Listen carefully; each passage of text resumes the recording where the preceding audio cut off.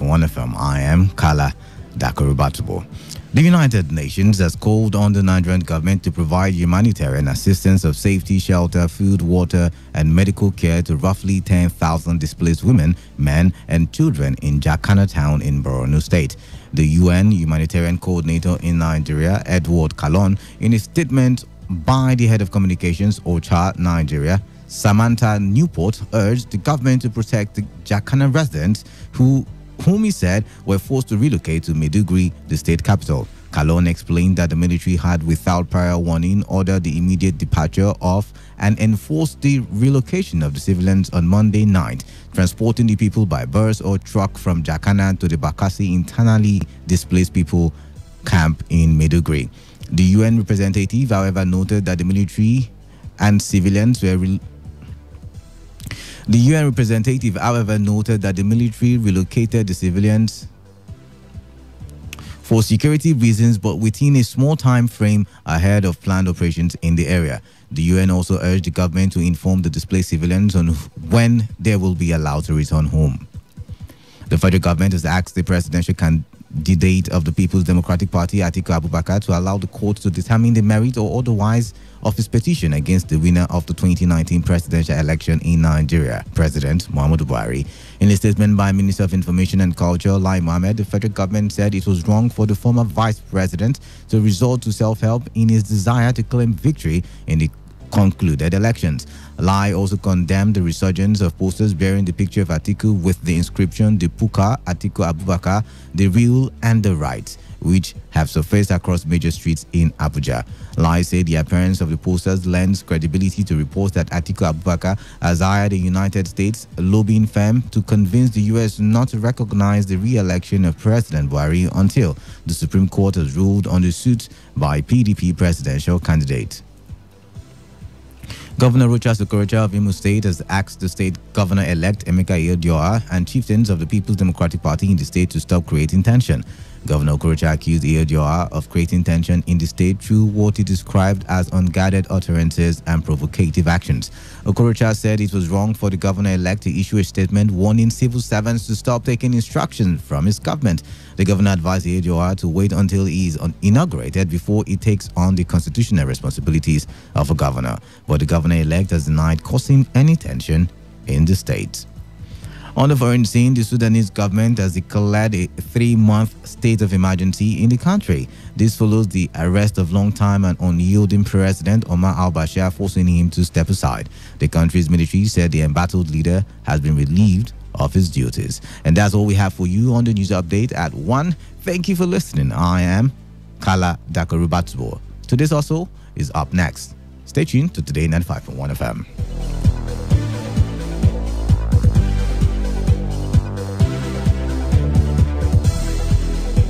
Today's news, today's entertainment, today's sports, today's issues. Today on Today 95.1 FM, Port Harcourt.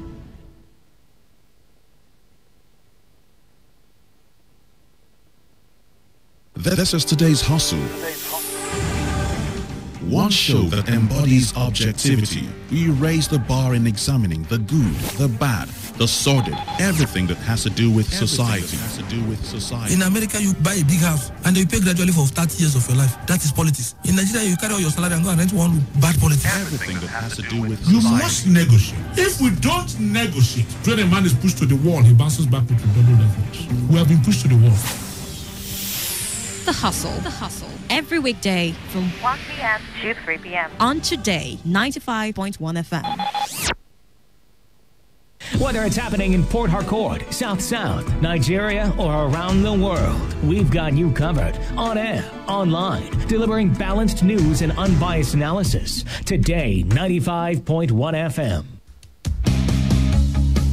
Promo. Today, 95.1 FM Port Harcourt is offering a 2 weeks promo where you pay 3,000 for 60 seconds jingles and 15,000 for 10 minutes live appearance. Note that this promo is starting from 25th of March to 8th of April 2019. For more inquiries, please visit our office at Today FM Drive off East West Road, Rumekini, Port Harcourt, or 21 Boom Crescent Phase 2 GRA Port Harcourt, or call 0810 003 9991 or 0818 359 2850 or 0803 534 6531. Take advantage of this promo, our esteemed customers, to improve your goods and services. Imagine a society where there's respect for rule of law.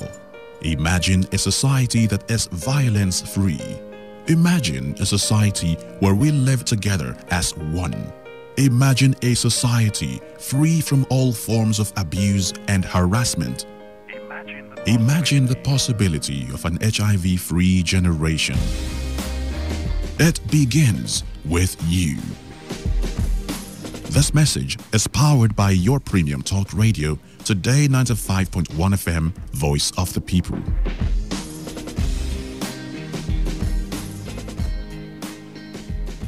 This is today's hustle.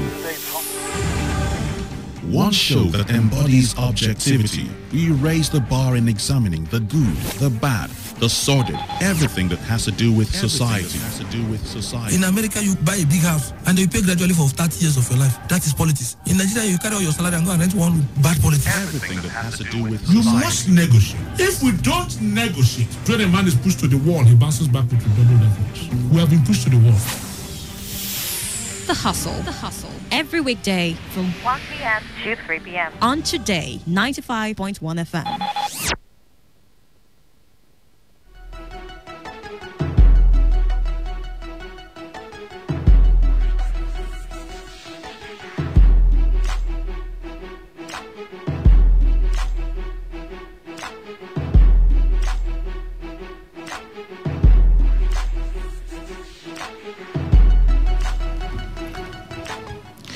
Good afternoon to you. It is 7 minutes gone past the hour of 1 p.m. and you're currently listening to Today 95.1 FM, the voice of the people. We actually are your premium talk radio station, and yes, I'm in the studio and it is time for more talk because, like I said, we are your premium talk radio station. Oh my, I hope you've been having a wonderful day listening to Today 95.1 FM, but if you have not been, for whatever reason, maybe you did not like... I don't know, whatever reason, maybe you did not like the weather, maybe you did not like the economy of your pocket, whatever reason, I'm here to make your day more splendid. I'm here to make your day more exciting. I'm here to make your day more... Anyways, interesting talks I have for you this afternoon. I have interesting talks aligned for you. And by the way, if you listening for the first time, this is Today's Hustle. It runs from 1 up until 3, and we get to talk, like people will say, for the growth of our country, of our communities, of our state. From 1 to 2, we will be looking at some top stories, and we will be getting your opinions on that when the phone lines are open. And then from 2 to 3, we will be having to focus on a particular topic. I'm hoping that I will be having guests in the studio, but just in case they do not make it, we would find a way about it or around it. But for now, I want to start where I left off yesterday. I left off yesterday saying I was struggling. I'm struggling. Maybe I'm struggling with the fact that I've been brought from the 9th hour to the afternoon hour. I do not know, but I know that I am struggling.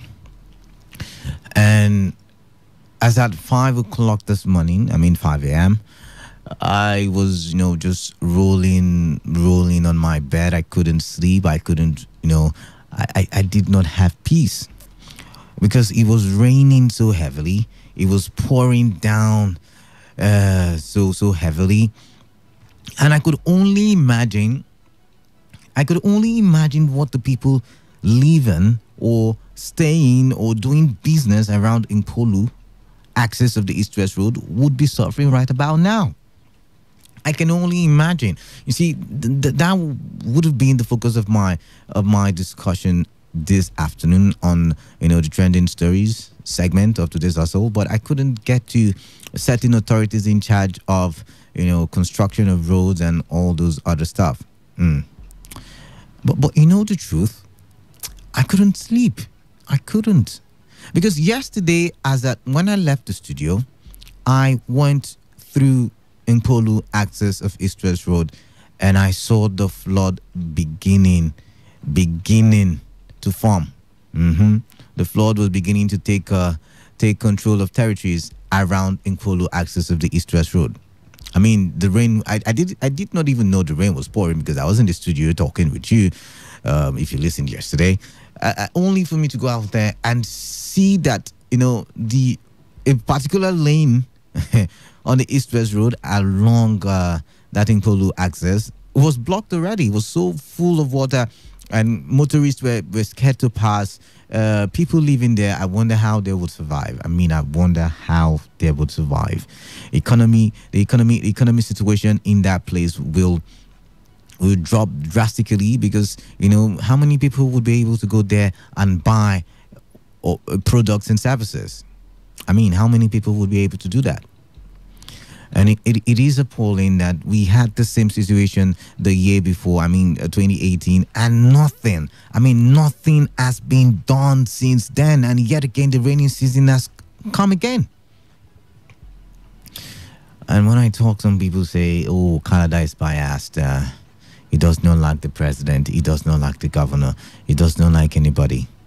But you see, the truth is, I always talk about this thing for the people. I always talk about how it is important that the people realize that they are the reason why we have a government in the first place. It is sad, and I'm struggling. I'll keep saying it. So when you don't like my presentation, and when you feel like the quality of my presentation is not good enough, you would realize that I am burdened heavily by the happenings in my country. Very burdened. And talking about being burdened, I saw something on the Premium Times. Oh my God. And the way I'm going about my issues, I feel like I might just probably, in one of these days, I don't know, I'm not a prophet of doom, but I just feel like I might have a run-in with, certain police officers because I keep talking about the police every time. Well, you see, I have no bias. I have no grudge with the police. Actually, they haven't done me any bad. But I just feel like, we could have a good society. And one way to get about it is talking and keep on talking until we see the change. Now, what am I referring to now? On Premium Times, there's a caption that reads, "Police arrest officer who harassed victim for possessing iPhone." Police arrest officer who harassed victim for possessing iPhone. My God. So I'll just summarize this one. And it says, that somewhere in Delta State, Okpe, Delta State, on Tuesday, we saw a video on Twitter where the police stopped a vehicle and picked out one young man. According to the report, I think he's a student, and started harassing a young man for being in possession of an iPhone. Now, according to this report, the policeman asked the young man, "How much did you buy this phone?" And the young man answered 250,000. And the reply of the police was, "No wala. On a de yaramso," the officer said in pidgin English, "Me, where they work for 13 years now, I never see motor buy for 250,000. The officer added, apparently suggesting that the young man was living above his income. Now, I'm not here to bash the police this wonderful afternoon, Thursday afternoon. No. I think I've done a lot of that recently, but I'm here to see this from another angle. Now, that statement that the police said, "Me, I did work for over 13 years now, I never see motor buy for 250,000. That statement seems to tell me about the fact that probably there is more to what meets the eye.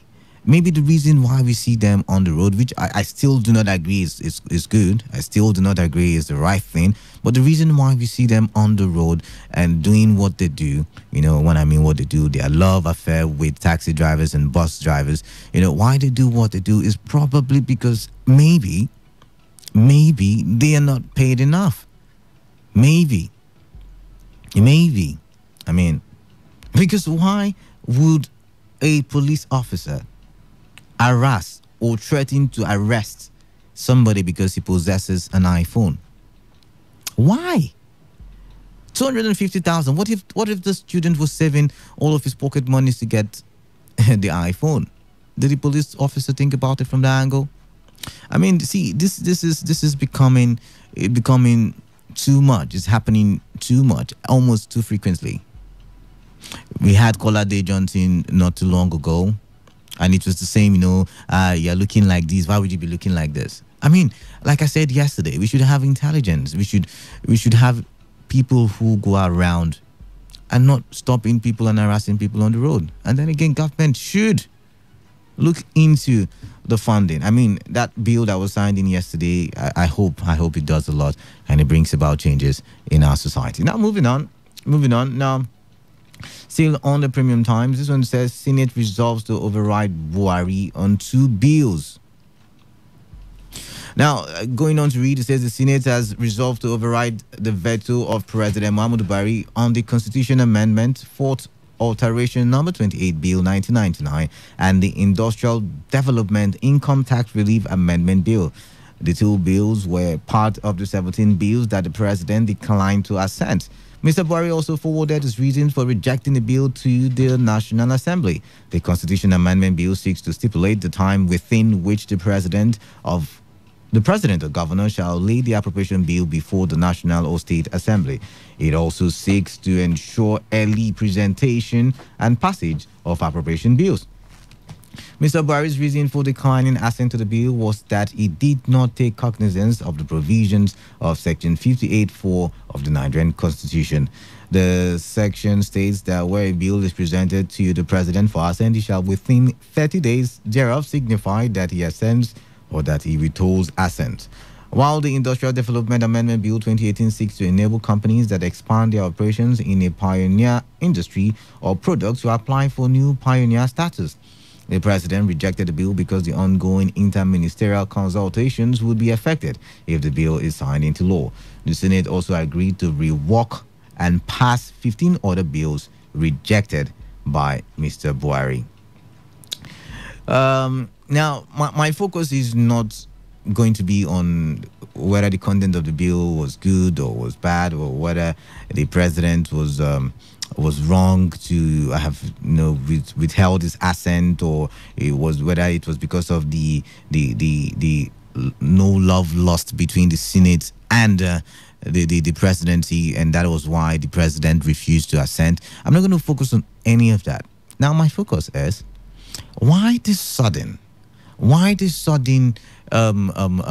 motivation? Why this sudden desire to work diligently, being that this current Senate has less than, we have May, June, they have about 2 months to remain in office, especially for those who were not re-elected. But you understand where I'm coming from, the 8th Senate has just 2 months left, and all of a sudden it seems as if they're up and running. It seems as if they are diligent in their work. It seems as if but more importantly, I want to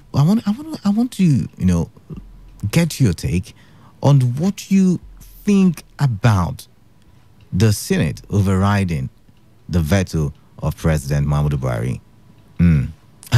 That's the most important thing, because yesterday we looked at the Senate or the Ninth Assembly, and some of you, we need a Senate that works in tandem with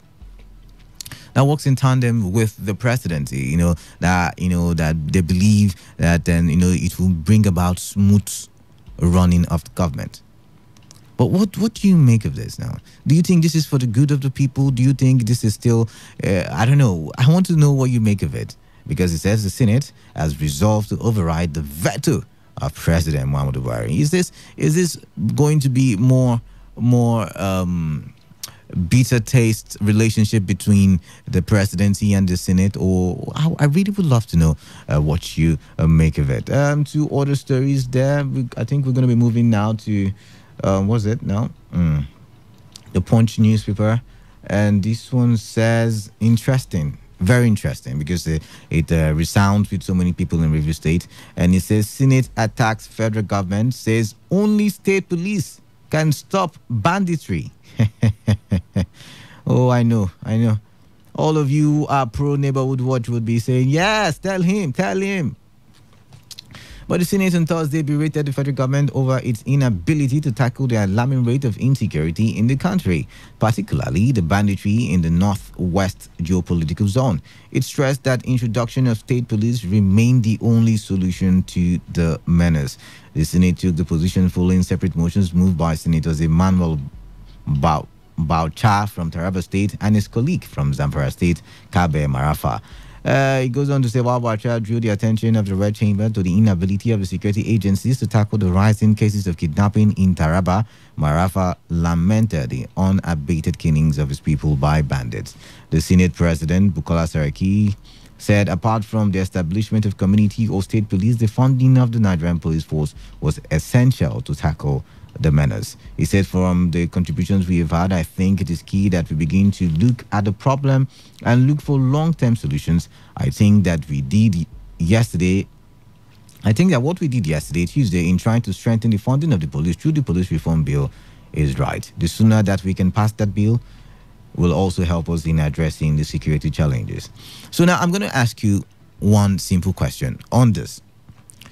Should we this is now solving insecurity all over Nigeria, because now apparently it's not just Rivers State that is going through hell and fire, or fire and brimstones. It's actually Zamfara, Taraba, Kaduna, Kogi, almost everywhere, pockets of violence here and there. Should we increase fundings for the police? That's option A. Option B, should we employ, the money would have used to pay the police more. Should we use it to employ more people? Option B. Option C, should we not vigilantes, not neighborhood watch, not any of that, but should we have police force, or the police force now being run by the state governments? I'm talking about state police. Should we now have the police being run now, like for example, the commissioner of police will now be taking orders from the state government? I'm going to open the phone lines very soon, not before I go to my other story, and it says 24.39 trillion naira debt. IMF worries over Nigeria's repayment capacity. Now this one touches me because if you look at the statistics on this one, you would find out that Nigeria holds a lot. But I'm going to read this one. It says the International Monetary Fund on Tuesday expressed worry over Nigeria's ability to repay its foreign debt, which had continued to rise. Though it said conditions were favorable for the country to continue to borrow, the IMF equally expressed worry over the capacity to repay. The Financial Counselor and Director of Monetary and Capital Markets Department, IMF, Tobias Adrian, while presenting the Global Financial Stability Report at the ongoing joint annual spring meetings with the World Bank in Washington, D.C., said Nigeria has been borrowing in international markets, but we worry. So on the one hand, that is very good because it allows Nigeria to invest more. But on the other hand, we do worry about rollover risk going forward. At the moment, funding conditions in economies such as Nigeria and other sub-Saharan African countries are very favorable, but that might change at some point, and there's a risk of rollovers, and there is the risk of whether these needs for refinancing can be met in the future. Recall that Nigeria's total debt profile as of December 31, 2018 stood at 24.38 trillion 387 trillion naira. The figure swelled by 12.25% from 21.725 trillion naira in 2017 to 24.39 trillion naira in 2018. Wonderful. Now, the Debt Management Office said the debt rose by 2.66 trillion naira from December 31, 2017 to December 31, 2018. Statistics provided by the DMO show that the country's public debt rose from 21.73 trillion naira in 2017 to 24.39 trillion naira within the 1 year period. My point is, oh my God. If you look at the same report on, is it the Premium Times? On the Vanguard. Yeah. Let's look at the same report on the Vanguard. Where's the Vanguard now? Okay. It says, the International Monetary Fund, IMF, said yesterday that Nigeria's debt to GDP ratio, though good but risky, cannot be guaranteed going forward. Okay. And it says, what does it say again? Yeah. It says debt to GDP ratio compares the size of a country's debt to its economy with a view to determining the sustainability of the debt profile as well as the vulnerability of the economy to creditors and repayment obligations. The ratio, which stood at 21.1% early last year, was projected to reach 25% at full year 2018. But the fund indicated that the range is already risky and cannot be guaranteed. The fund also upped on the use of the funds borrowed, saying that the channeling of the fund to productive sectors is necessary to achieve significant impact on the economy. Oh my God! So now this is where you come in. Looking at Nigeria, I mean, all the monies we go to borrow from China, from America, all the monies that we collect from the World Bank, from all those places we go to borrow money. Now, this report is saying that looking at future or futuristic statistics, that is going to be difficult for Nigeria to repay those monies. And if you did a little bit of economics, you would realize that when you cannot pay your debt, then you probably are running into a lot of financial troubles. But we're not going to focus on that. Borrow. Are you seeing the impacts of the monies borrowed in our society? Are you seeing the impacts of our of monies borrowed probably on any sector in the economy? That is where I want us to focus. Now, I'm going to open the phone line because it is 27 minutes gone past the hour. It is time for you to have your say on the various issues, that have been, reeled out for you. 0817-000-0951 or 0810-951-0951. You can send me a text message on the number 0701-933-9962. Remember, your arguments should be constructive, should be intelligent. I want intelligent conversations. I want intelligent contributions. But that being while you're choosing all of that, I want you to also pick just one. I mean, do not try to venture into 2 or 3 more stories. Just pick one of the stories that I've read out for you.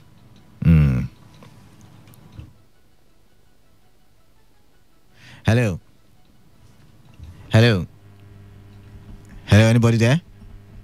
Sorry about that. 95.1. Oh, we lost that one. Please do call me back. The numbers once again, 0817-000-0951 or 0810-951-0951. Send your text messages or WhatsApp messages to the number 0701-933-9962. You're live on radio 95.1. What's your name and where are you calling from? Hello. Canada. Good afternoon. Yeah, good afternoon to you. What's your name? Mascot calling. Mascot, welcome on the show. So, which of the stories happen to pique your interest? What baffles me is the quantum of money which we have been borrowing all this while. You see?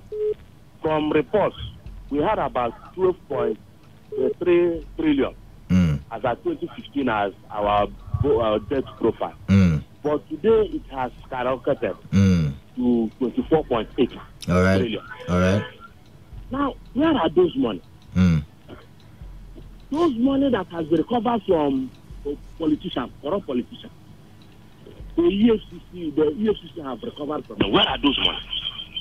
Please turn on the volume. Turn off your radio. Please turn off your radio. Turn off your radio, please. Okay. The Abacha loot. Where is that money?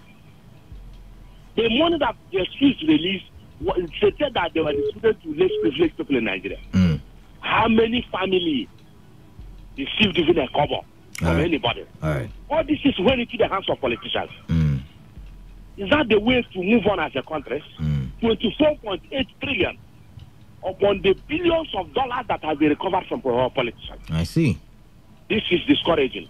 I like you. You are a powerful moderator. I like how you moderate. All right, you said you struggle. Honestly, myself, I am struggling. Very shameful to be a Nigerian. All right. Don't be shameful, but keep believing. We need to keep the faith. 95.1. We lost that one. Please keep your calls coming in. Let's have a wonderful conversation. The first caller, Mascot, says he does not understand where all of the monies are going to, and I understand his anger. I understand why he's venting and ranting and all of that, because when we talk about monies recovered from politicians that looted the coffers of the country, we would be expecting that the country does not need to borrow more money. We lost that one. 95.1. Hello. Hi, good afternoon. What's your name and where you calling from? My name is Anthony. I'm calling from All right, Anthony, you say you're calling from where? Yes, all right. Thank you very much. So which of the stories are you interested in? I want to talk about the state police. State police. All right, go ahead. So which one do you want? Do you want them to employ more police officers? Do you want them to increase the salaries of the current police officers? Or do you want to have, these police being run by? If you like employ 20 billion police, then with the only solution of Nigeria, two things. Either state police or we divide the country. All right, I won't have you say that we're not dividing the country. That's a treasonable offense. But straight back to the phone lines, 95.1. Good afternoon to you. Yeah, Gift calling from Yenagoa. All right, Gift, welcome. It was as if I held a meeting with the Senate before they came on air yesterday. It must be a very strong man then. I'm so glad. Feeding bottle system of governance that is going on in this country. Not until this state policing and community policing is being introduced into this system, there will be no way out. If you like, employ all the police officers, even 1 million or 1.5 million persons into the Nigerian police force, there will be no solution until you just centralize the old decentralized, not this centralized system that order will come from Abuja. That is what people like us have been advocating for. I will continue to advocate for this because why? You cannot tell someone that is not from Akukutoru to go to Akukutoru to secure the people of Akukutoru. It is impossible. You go to other clients, they have even university police. What are we afraid of? What are we afraid of? That everybody is shying away from this state policing and community police, which is neighborhood watch. This is the only way out. Thank God the senators from Zamfara to Sokoto, everybody is saying the same thing. So all these people are stupid people. No. I won't let you say that, Gift. I'm sorry about that. You don't use such languages. 95.1. Andrew. This is not Andrew. This is Kalada. Yeah. How far now? I'm fine. Good afternoon. I am Obin at the talk now. Obin, welcome on the show. So, let me that question you're asking, what are they doing with the money they have borrowed and what are they showing for it? What are we seeing to believe at least this money we borrowed? Look at what we are seeing for it. Are you not here when they are sharing 10,000 naira to trade that money? They said that money was from, if I remember very well, if I remember vividly, they said that money was from the Abacha, what do you call it, the looted fund that was refunded to Nigeria by the World Bank. Yeah. Don't worry, don't worry. Okay, it's Abacha money. Now, if it's Abacha money, how many states did they share that money? And how many people receive it? Do you know how many people they tell us? That they mention like out of 36 states, they mentioned 29 states that have received the money. About 30 states. I don't know, crowd, but it's closer to the amount Chinese government borrowed them. I not see what is going on now. I'm not. I want to see. Show me what's going on. I'm not seeing. Okay, they have this kind of money, Abacha loot. They went to China and borrow money and start sharing Abacha own. Something is wrong somewhere. I see. Now, when they were sharing that money, we say it's political money. They say no. Do you know that Nigerian government have destroyed the economy? How do you mean? That's why all this international organization is bringing out a lot of things against them. Look at they want to do economic summit. A president leave here and go to Jordan. What are you benefiting for Jordan? Only thing they are benefiting for Jordan. All right, thank you very much for calling in, Obina. You are obviously angered by the money borrowed. 95.1. Yes, Kalada. Good afternoon to you. Yes, good afternoon. This is Lawson calling from Yenegua. Lawson from Yenegua, welcome. Yes, you said the young man was in possession of a high phone worth 250,000. Oh my God! No, don't laugh. Oh my God! I knew where you're going to already. That's why I'm laughing. But go ahead, Lawson. Go ahead, Lawson. Now, yes, a young man in possession of a high phone worth 250,000, and the police was questioning him. You understand how he got that phone? Where did he get? No, the police did not question him. The police only said, "Yeah, how much is the phone?" He said 250,000. And the police said, "Me, I don't work for 13 years, and I never feel buy anything." He said, "After his words like I never feel buy moto of 250,000." That's what the police said. Okay, because it is actually the duty of the police. You understand? It's the duty of the police to find out. You understand how you acquire whatever that it is. But Lawson, that is what we talked about yesterday. That is where you go on intelligence. Intelligence, you investigate with intelligence. That is why there's a department of an intelligence department in the police force. No, see, the police, you understand, ought to have taken him in. You understand? For questioning. In for him to explain. See, let me tell you, in Nigeria, you understand, here in Nigeria, you understand, you see people, they have a lot of money, nobody questions the sources of those money. You see people, they have vehicles, 2-3 vehicles, they have mansions, nobody asks question, nobody is asking any question. See, let me tell you, a friend of mine in London, he was studying there. Yeah. You understand? Yeah. He studied there, and then he was doing all these menial jobs. If there are a particular, you understand, the hours that he was supposed to work, he was working beyond that. He was making, you understand, more money. He was making more money, yeah. Few pounds and all that. He was taking it to the bank, and immediately the bank manager summoned him. I said, look, these things you are bringing, how are you getting them? The bank wants to know. Did they arrest the man? Did they arrest your friend? No, you don't need to. Exactly my point. Exactly. See, this is it. Things are done differently in those countries. For example, you made London, for example. While you are depositing why the bank manager called him to ask him? Because the more those monies are being deposited in the banks, the more the AFCC, their version in the UK, I don't know what they are called, where you get where I'm coming from, the financial graphs in UK gets notification. So now, for the bank manager not to be in problem, not to be aiding and abetting some fraudulent activity, the bank manager would call you and ask you, what kind of business do you do? It happens even in Nigeria here. It happens in Nigeria. I have a friend who has been questioned as well. But you're not harassed. Now, this is what I'm saying. If the police feels this boy is too young to have a 250,000 naira phone, remember this phone might have been bought by the parents. This phone might have been bought from savings. This phone might have been bought from, maybe the guy has a business he does.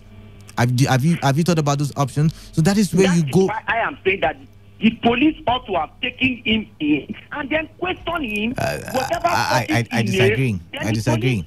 See, he needs to go in. Yes, studio. You take him in, he will give statements. You understand? Okay. You have to release him. Let me ask you one question. What if he had an emergency? What if he was going for an exam? What if he was going for a medical checkup? So you would have to go and question him. Like I said, there are better ways to do these things. No, there is no need. See, you just take the phone. If he's going for an exam or whatever. How would you take my phone? Can you imagine that? Listen, I have to go to that callers now. Yeah. No, see, this place, Nigeria, will be a better place if the police. That's why when government came up with the executive order, once they see you and you have a property and they feel you can't explain, what they will do is to seize the property and then you go to court and explain. All right. You understand? So we have to do that to reduce, you understand, the level at which people are. Lawson, I have to go to other callers now. Thank you very much for calling. Thank you very much. But Lawson, if you're listening, see, that is why we have things like the BVN. That's why we have things like, let's use the BVN, because you can be able to trace someone's financial history. And if that be the case, all you have to do is ask the person for his full name and his BVN. You confirm it there, and then you go ahead and do your investigation. You don't have to, harass the person or take the person to the police station. Why? Because the person has an iPhone.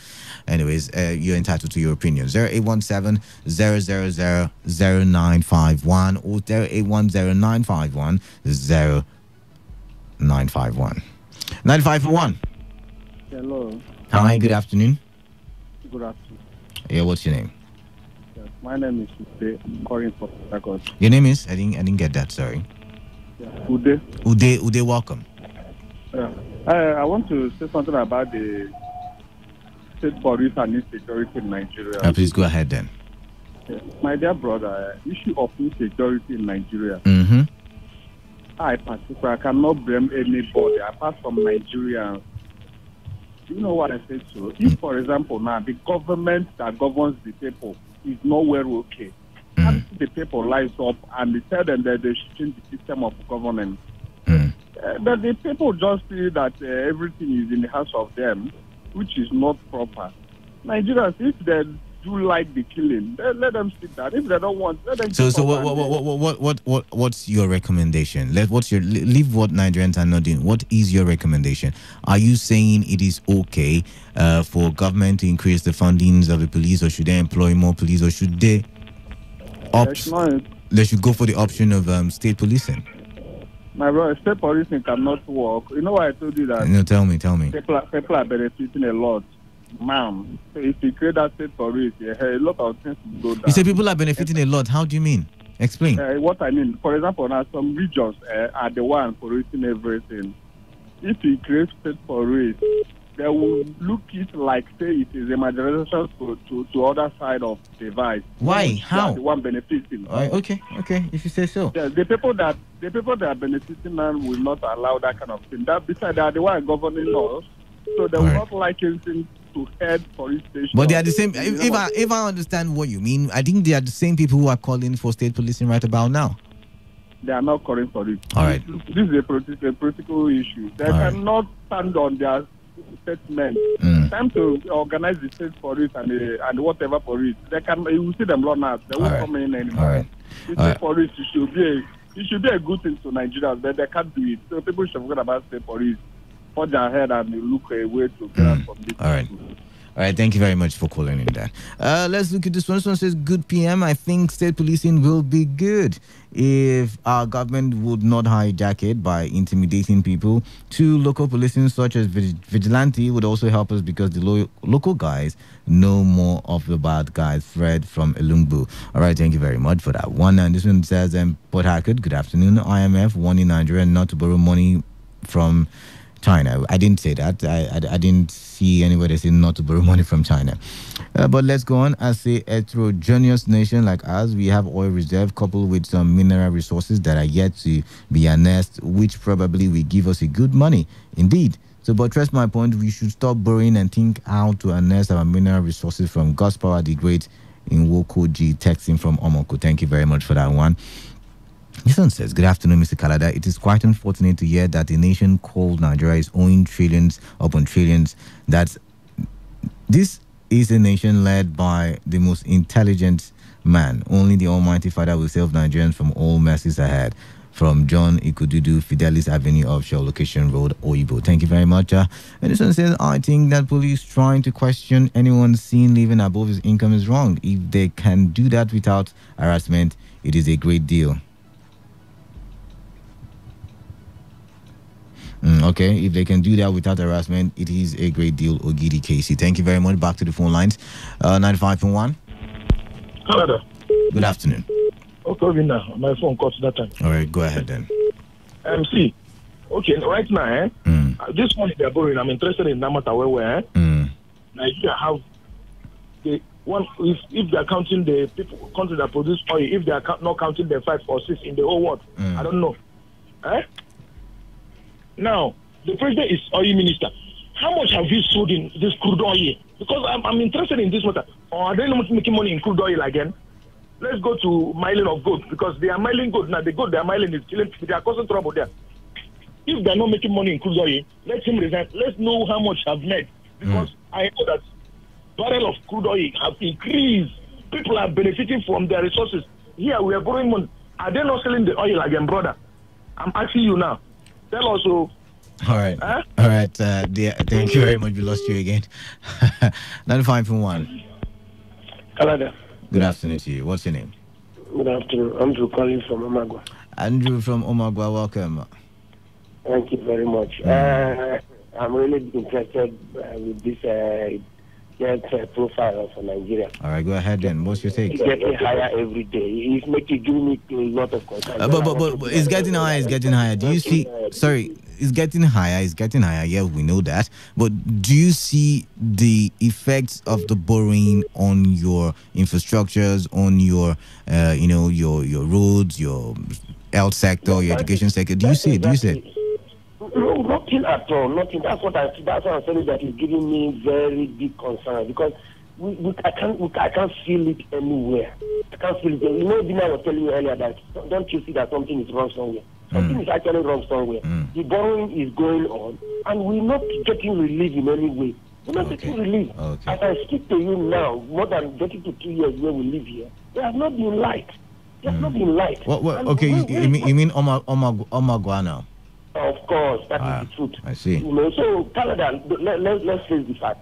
The condition of the country today, if it continues the way it is, the borrowing will continue, and we will not be able to pay our debt. Look at the condition of we have minister for state of this, we have minister for in one particular ministry we have about two or three ministers in one particular ministry. Minister for state for petroleum, minister for petroleum. Honestly, just look at the whole thing again. I look at it one day and I was almost crying. For what now? One particular ministry, minister for state for this, minister for this, in one same ministry. For what? And you are paying all of these people bogus amount of money, and the salaries are not being reduced.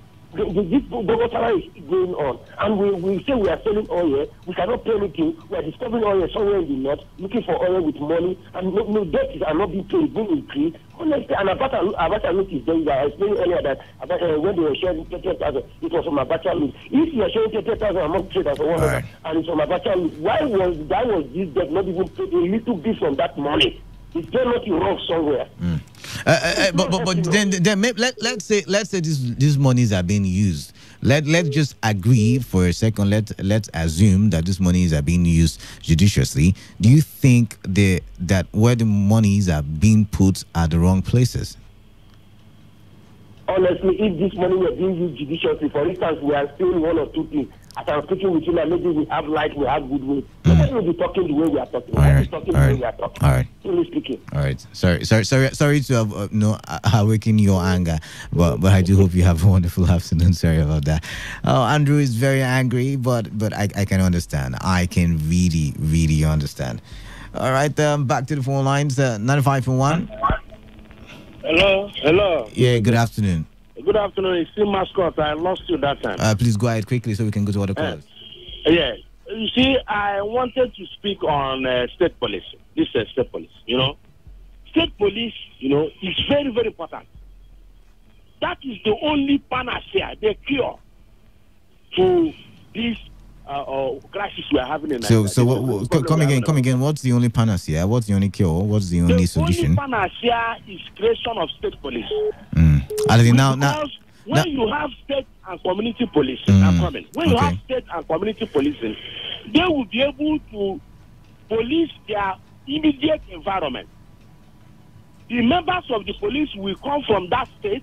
The members of the police will come from that community. They will go to the community. That is why even this vigilante group has been working before the Nigerian police came up and disbanded the vigilante group. Because members of the vigilante group are from the immediate communities where but you see the thing with the vigilantes is there is no guarantee that the structure will last the test of time.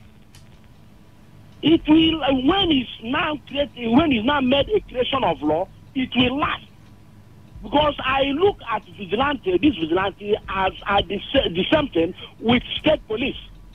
When it is created in the constitution, it will last and it will help to solve our problem. Instead of having what do you call it now? Instead of having vigilantes, why don't we have state police? I mean, why don't we have some of these boys employed into the police, train them, give orientation? Canada, we are on the same page. That is what I'm saying. Okay. That's what I'm saying. When you have state police now you employ from the same state. For example, River State, you have River State Police Command. It will be River State indigene from the same state, from the same community. They will now be, deployed to their respective communities to go and man the security situation in their own community, because they know the evil men there, the people that perpetrate evil in that community. They know, and they will be able to nip the problem in the bud. That is the problem. You see? So the problem we have in this country, my dear brother, is that we need, I'm on air, but we need a rehearsal.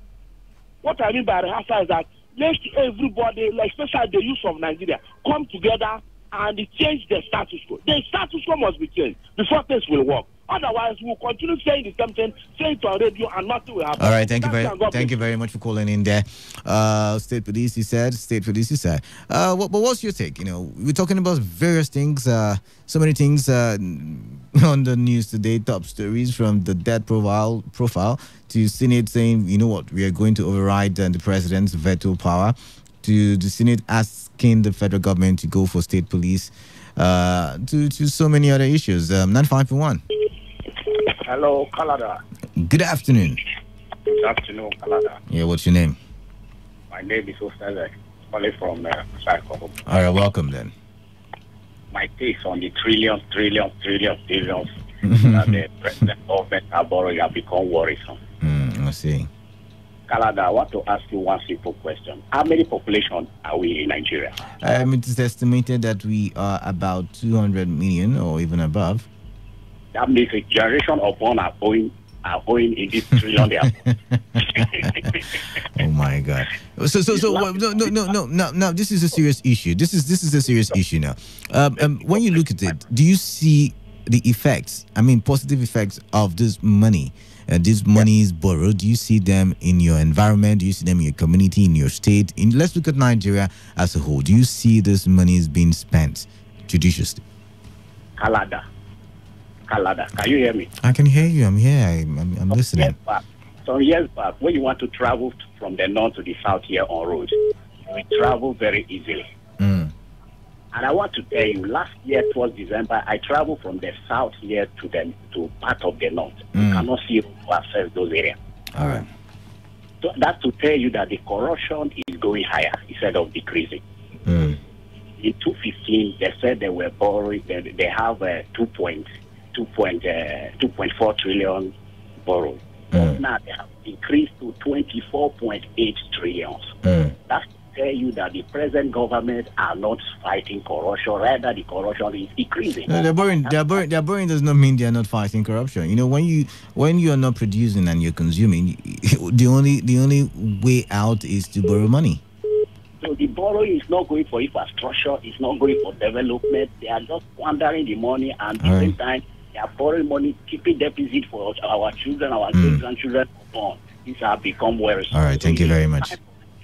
It's time for Nigeria to rise and do the right in the needful. All right. Thank you very much then for calling in. Now, when we look at the chart of total national debt as at 2018, you would see that the total amount is 24.38 trillion naira.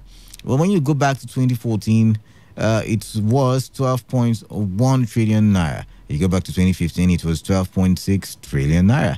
As at 2017, it had increased to 17.36 trillion naira. As at 2017, it had increased to 22.37 trillion naira. And my question is, when you look, coming from 2014, in 2015, 2016, 2017, 2018, now we are in 2019, do you see the effects, the results, do you see the effects and the results of this money in your environment, in your society, in your country? I really would love to know. 95.1. Hello, good afternoon. Yeah, good afternoon to you. What's your name and where are you calling from? My name is Henry. I'm calling from Port Harcourt. Henry from Port Harcourt, welcome. Yes, I want to comment on whether the increased funding for the police or not. Okay. Yeah, actually, my brother, for now, we are practicing a central system where we have only one central police that is being funded by the federal. And bearing that in mind, I don't think we have sufficient hands to do the work. So the need for funding so that these guys will be able to do their work is here.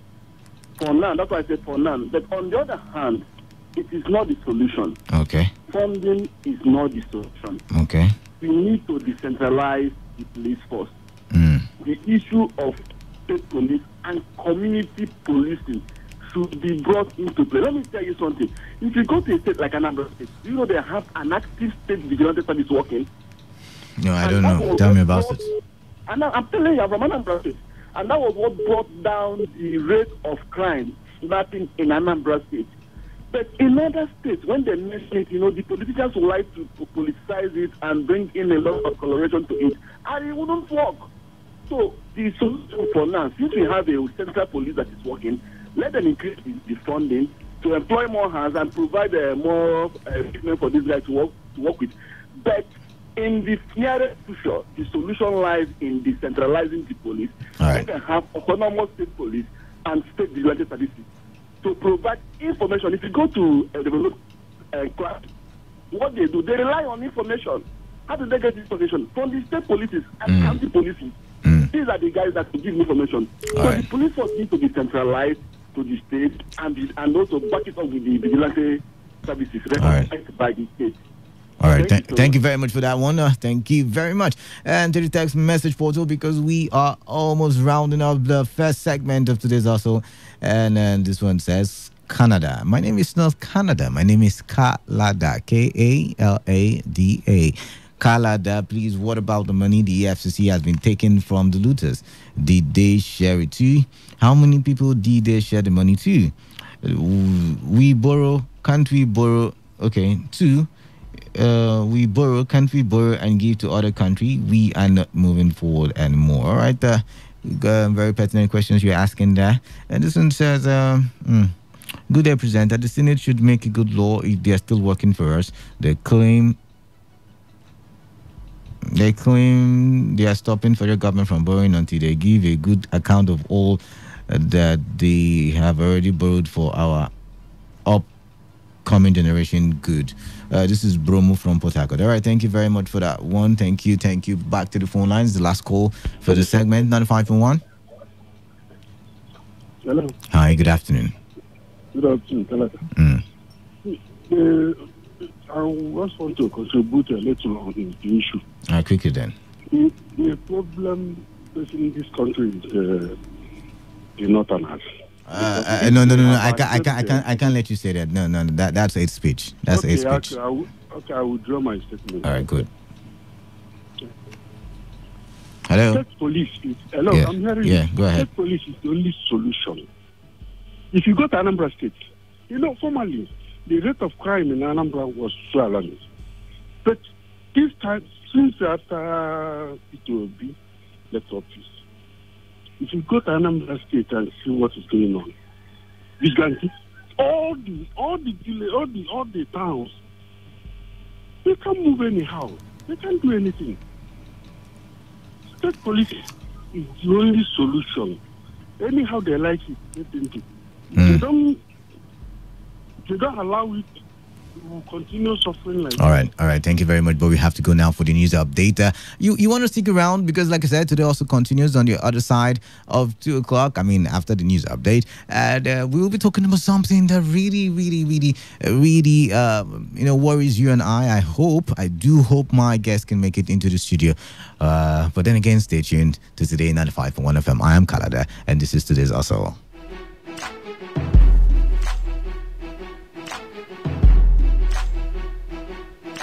Whether it's happening in Port Harcourt, South Sound, Nigeria, or around the world, we've got you covered on air, online, delivering balanced news and unbiased analysis. Today, 95.1 FM. Today, 95.1 FM, Port Harcourt. News update.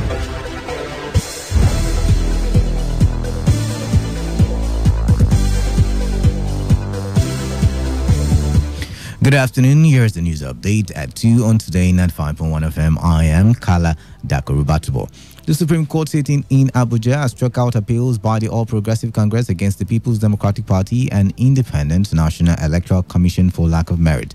In the judgment delivered by the Chief Justice of Nigeria, Mohammed Danko, the court also struck out appeals filed by the APC governorship candidate Patrick Tonye and others against the INEC, Senator Magnus Abbey, and others for incompetence. The 7-man panel of the Supreme Court also sustained the preliminary objection filed by the PDP lawyer Okala, who argued that the APC did not file any relief before the Supreme Court. Okala had also argued that appeal court had earlier affirmed the judgment of Federal High Court.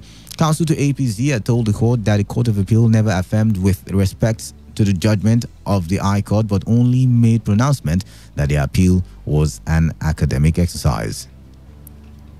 The federal government has asked the presidential candidate of the People's Democratic Party, Atiku Abubakar, to allow the court to determine the merit or otherwise of his petition against the winner of the 2019 presidential election in Nigeria, President Muhammadu Buhari. In a statement by Minister of Information and Culture, Lai Mohammed, the federal government said it was wrong for the former vice president to resort to self-help in his desire to claim victory in the concluded elections. Lai also condemned the resurgence of posters bearing the picture of Atiku with the inscription, the Atiku Abubakar, the real and the right, which have surfaced across major streets in Abuja. Lai said the appearance of the posters lends credibility to reports that Atiku Abubakar has hired a United States lobbying firm to convince the U.S. not to recognize the re-election of President Buhari until the Supreme Court has ruled on the suit by the PDP presidential candidate.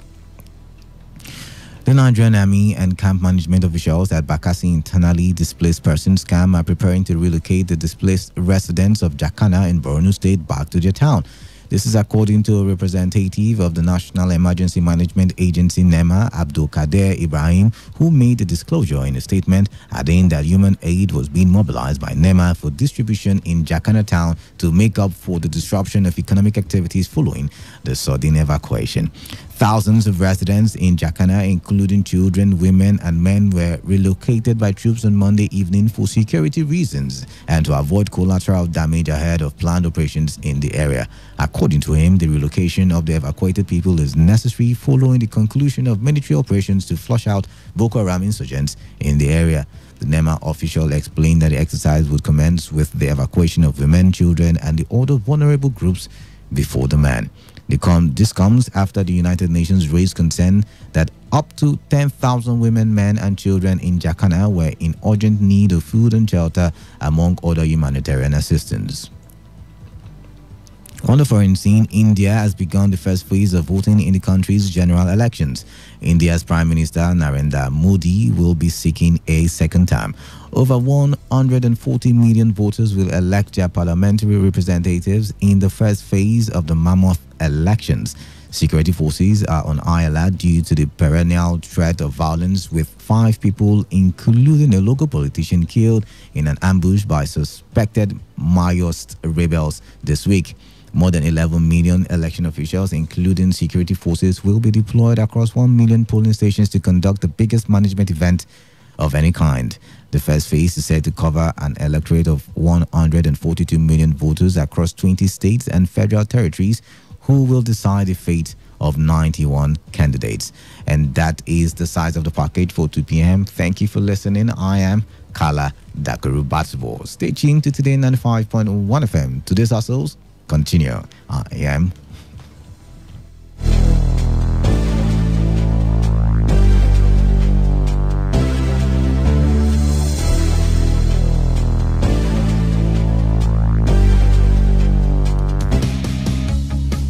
Promo. Today, 95.1 FM Port Harcourt is offering a 2 weeks promo where you pay 3,000 for 60 seconds jingles and 15,000 for 10 minutes live appearance. Note that this promo is starting from 25th of March to 8th of April 2019. For more inquiries, please visit our office at Today FM Drive off East West Road, Rumekini, Port Harcourt, or 21 Boom Crescent Phase 2 GRA Port Harcourt, or call 0810 003 9991 or 0818 359 2850 or 0803 534 6531. Take advantage of this promo, our esteemed customers, to improve your goods and services.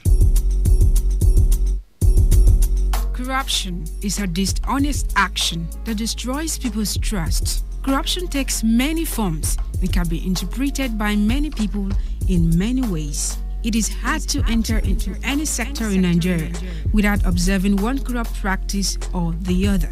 The faces of corruption ranges from political, universities and college, bank sector, the civil service, even the religious bodies. In Nigeria, factors like greed, poor youth empowerment, poverty, unemployment, etc. are said to be responsible for corruption. However, no reason is good enough to be corrupt, because corruption is capable of crippling our economy, raise poverty level, bring about national crisis, as well as poor national development. Stop the embezzlement and misappropriation of public or government funds, bribery, malpractice, man no man, and treat all citizens equally today. A corrupt-free nation is possible. This message is powered by your premium talk radio Today 95.1 FM, the voice of the people.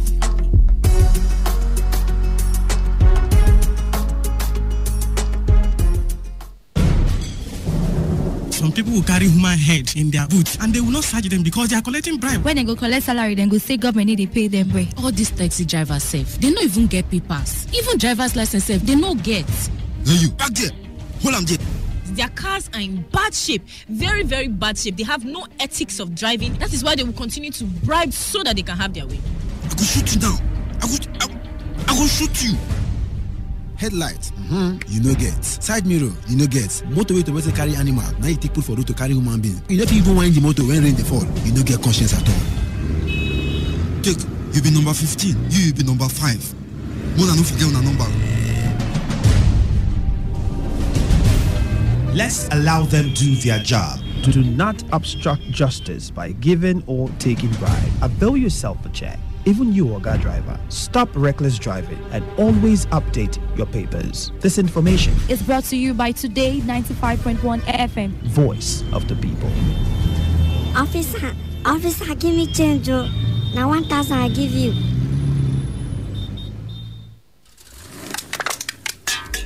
Why did you just throw that can out the window like that? What am I supposed to do with an empty can? I'm done with the drink. You can keep it in the car until you get to a place where you can dispose it properly.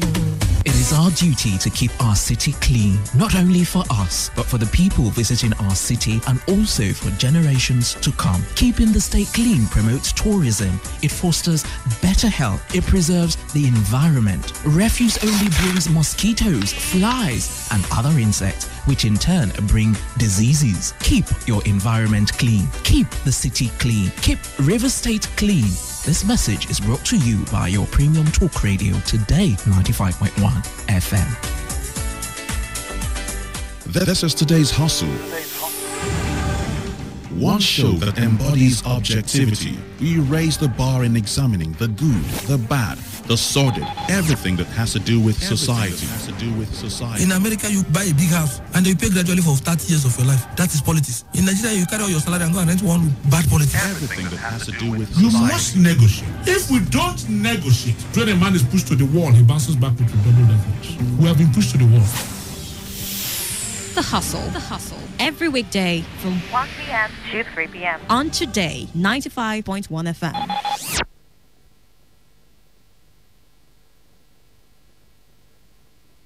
This is today's hustle. One show that embodies objectivity. We raise the bar in examining the good, the bad, the sordid, everything that has to do with society. In America, you buy a big house and you pay gradually for 30 years of your life. That is politics. In Nigeria, you carry out your salary and go and rent one bad politics. Everything that has to do with you society. must negotiate. If we don't negotiate, when a man is pushed to the wall, he bounces back with double levels. We have been pushed to the wall. The Hustle. Every weekday from 1 p.m. to 3 p.m. on Today 95.1 FM.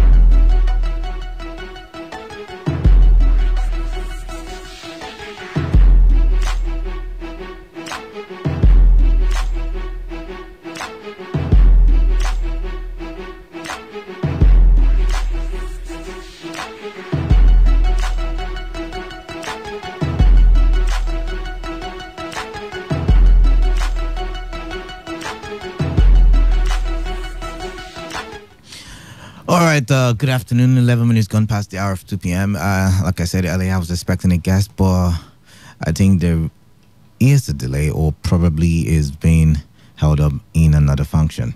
But while I am waiting for him to make his way, actually there are two, but I don't know if the other one is still coming.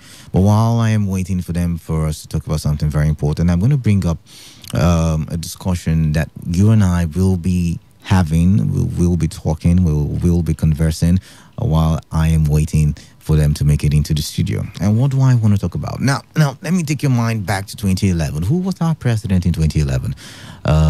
Let's see. Was it still, I think it was still, yeah, was it, I can't remember. Can you imagine this now? Well, in 2011, in the, would I say northern part of Africa, we had a revolution in certain countries. We had a revolution in Tunisia, we had a revolution in Libya, we had a revolution in Egypt, and all of these revolutions saw the change of government. You know, these people were like, I'm tired of this government. I'm tired of Gaddafi in Libya. I'm tired of what's this guy's name now in Egypt? In Tunisia, they were tired of President Zine al-Abidine Ben Ali. In Egypt, they were tired of Hosni Mubarak. And we saw these happen because the people rose to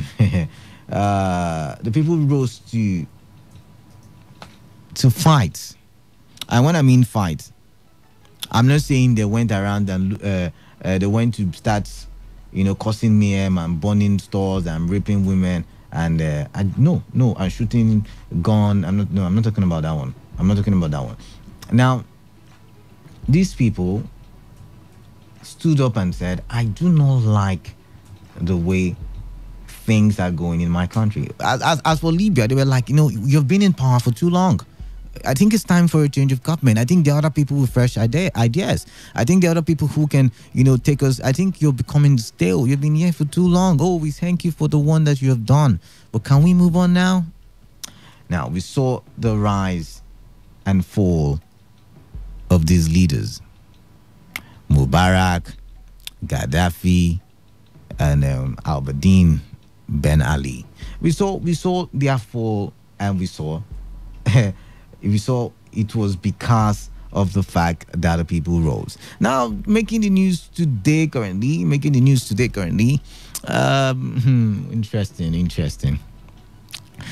Making the news today is that Sudan's president. Now, I don't really know the full story. I've not been able to. I don't know if it's a coup d'etat or if it's a resignation. But the thing that I know is that the will of the people yet again has resulted into something. And when we look at, was it last week, we had Aldera's Bouteflika stepping down because of the people's will. Now, I'm not saying that we should go out there and protest and change our government. That's not where I'm going to. I'm not saying go out there and no. That's not what I'm driving, or that's not where I am driving at. As of 2011, President Goodluck Jonathan, I believe, had become president at the time. He had become president at the time, and I could remember that it was in his administration where Nigerians went out and occupied Nigeria. Oh my God.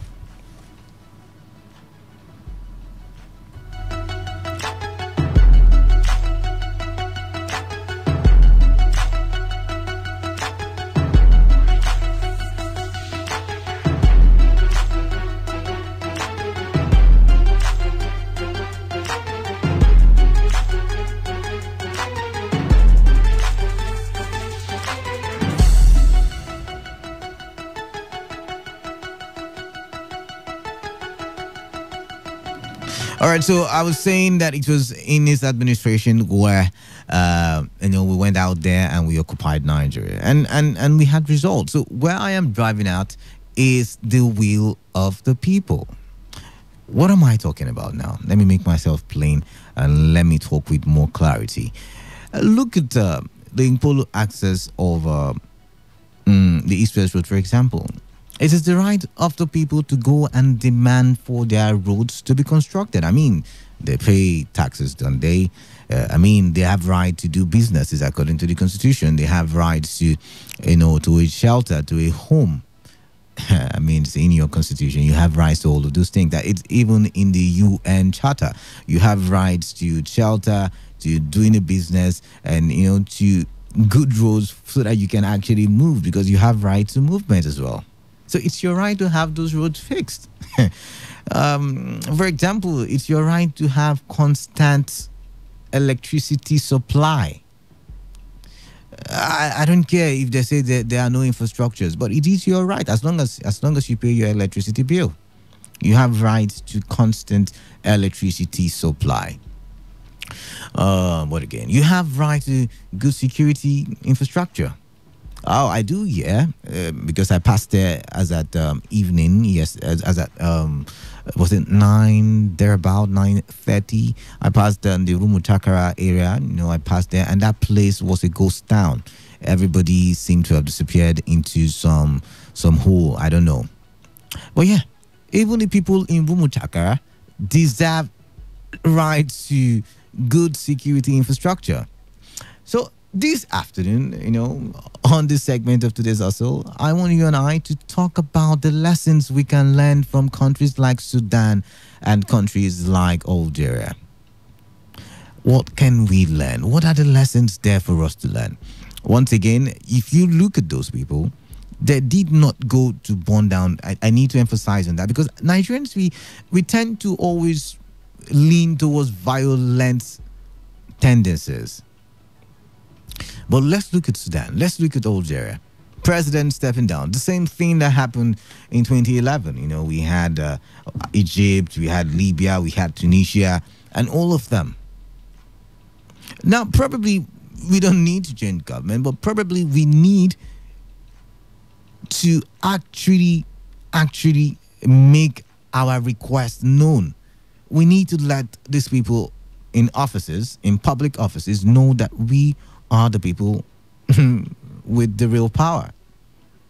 Once again, I am not calling for violence. Once again, I am not calling for. I'm not trying to bring up a political propaganda, but I'm just saying that there are lessons to be learned. We talk every day on radio. We talk every day on social media. We talk every day.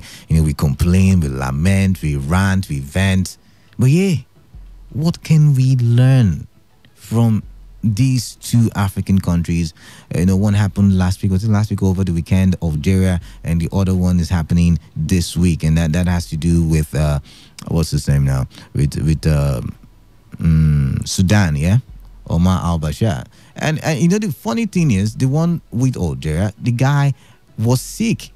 I mean, the guy is sick, not even worse. The guy is sick. He's not been in public for years. And he still wants to hold on to power. So now, looking at this, how? Because when you look at the same thing happening in Cameroon, you will see that the Anglophone region of or Anglophone part of Cameroon have decided to use violence, and probably that is why their own request for a change has not been productive. So maybe that's one lesson we could learn from Cameroon. But looking at Algeria, looking at Sudan, brothers, sisters, what can we learn? Do we see the power in unity? Do we see the power in a single voice? Do we see the power in not being divided by religion, by political parties, by tribe, by language? Do we see the power in the people? Do we see that the people together it's a race on its own? The people together is a political party on its own. The people together, it's a unit on its own. I mean, yes, you could be ABC, you could be PDP, but you could still also be a member of the people. And that's one thing I've been trying to tell you people for so long a time. But that's my own opinion. What is your own opinion? I'm going to be opening the phone lines right about now. Yes, we would be doing a little bit of international talks this afternoon. More of lessons learned. Because we saw in Algeria for weeks. I mean, they were there. Even when they were tear gassed, even when they were told to go back, even when they were threatened, they stood there. They were not causing problems. They were just making their voice heard. What are the lessons we can learn? 0817-000-0951 and 0810-951-0951. Text messages to the number 0701-933-9962. Now, I need to, like I always would do, I need to beg you, please, this is a public space. This is radio. So when you are talking, do not assassinate anybody's character. Do not talk evil of anybody. Do not use hate speech mechanisms. Please, can you just, go straight to the point, talk constructively, and let's have a conversation. What lesson do you think Nigeria, Rivers State, Bayelsa State, Akwa Ibom, Nigeria as a whole, what lesson can we learn? 95.1. Hello. Hi, good afternoon. Sorry, please, can you tone down the volume if you're just set, and please speak up. Okay. Hello? Yeah, I can hear you. This is Charles from Outer West. All right, Charles from Outer West, welcome.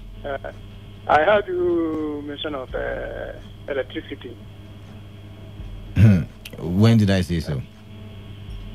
Electricity, light, electricity, NEPA, all this electricity. No, that's not what I'm talking. That's not what I'm talking about. But thank you very much for calling in. Let's see. We have text messages here. This one says, "Please call me."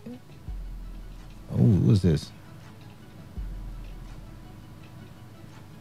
Oh, I don't know that. 95.1. Yeah. Canada, good afternoon. Yeah, good afternoon to you. You remember when former military president Babangida was about to contest president during 2011? Yeah. You know that people protest, people shout. You raise the why they refuse to contest. So if I would follow that that I believe things will work out for good. But then again, why can't we have one voice? What is stopping us from having one voice? Yes, because we have one voice. Because as I can see, the last time my brother, for instance, now Babangida has relations. For example, our president has relations, and they have money. they will mobilize people to fight against those that and you think this did not happen in those countries, Tunisia, Egypt, Libya, Algeria, what they call it, Sudan? You think these things didn't happen there? And they are united now. You know, Nigeria, we like to do things in Nigerian way. All right. That's our problem. All right. All right. Thank you very much for calling in there. 95.1. 95.1. Hello, Kalada. Yes, Lawson, welcome. Yes, let me understand you. Are you, because these countries you're actually talking about, it was revolution. See, no. Yes, it's revolution. But I made myself clear, Lawson, that I am not asking for a revolution, but I'm saying what lessons can we learn? What can we learn from Libya? I'm sorry, from Sudan and Algeria. Kalada, let me tell you something. You see, Mao Zedong, the former Chinese leader, identified the peasant.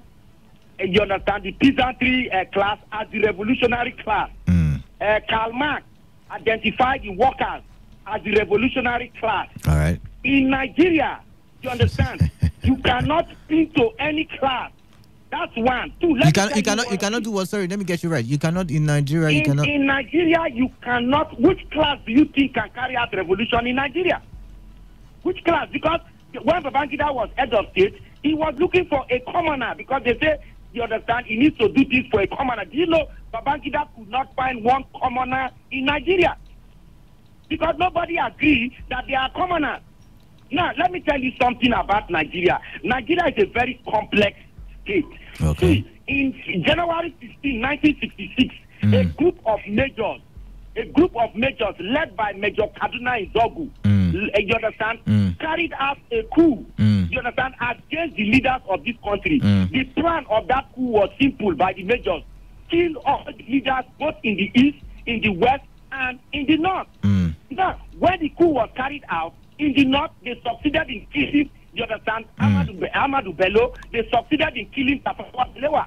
In the west, they succeeded in killing first Samuel Akintola. They succeeded in killing first Osokotiabo.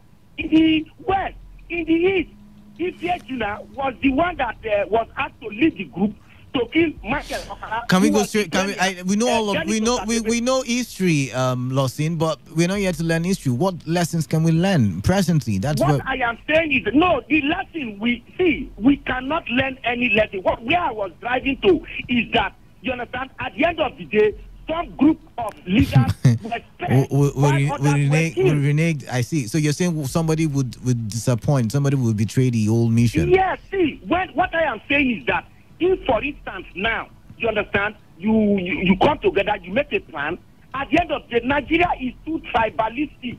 Our ethnic bias will not allow anything, even in this country. Clearly, you see somebody is a thief, or clearly, you understand, he has committed an infraction. But people from his region will tell you that he has done nothing. All right, Lawson, thank you very much. He has done nothing. Lawson, thank you very much. I understand you. What I am saying is that nothing can happen because we are too tribalistic. All right. Thank you very much. 95.1. We lost that one. Now, see, this is where I'm to make myself clear. See, as a Nigerian, you deserve good roads. You deserve good schools. You deserve good health sector. You deserve good, like I said, constant power supply as long as you pay your bills. You deserve all of those things.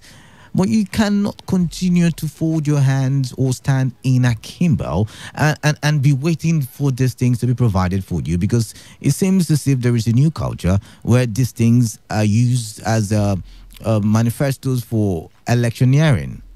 So now my point is, I'm not a revolutionist. I'm not asking you to go revolt against the government. I can't do that. I can't even stand this term. But I'm saying, but maybe if we clamor, like if we make demands, then we would have supply. I mean, I made examples of Nkolu access of the East-West Road. I made examples of we hear there's soon to be a fuel. There might be an increment in fuel price. Oh, we also told you, I did not mention it, how a German educational body came and said, you know what, Nigeria, this is what to do to increase your educational sector. So, that means that's to tell you that we have flaws in our society and we deserve better. And I'm saying, what lessons can we learn from Sudan and Algeria? Now, for them, they probably had the good economy, they probably had the good everything, but they just wanted a change in leadership, and they came together and they did it. So, what lessons do you derive from there? 95.1. This is Mr. Zion calling you from Port Harcourt. Good afternoon. Mr. Zion, welcome. Good afternoon to you. Nigeria as an entity, the problem one is poverty and illiteracy. When a man is an illiterate, he has nothing to learn from you.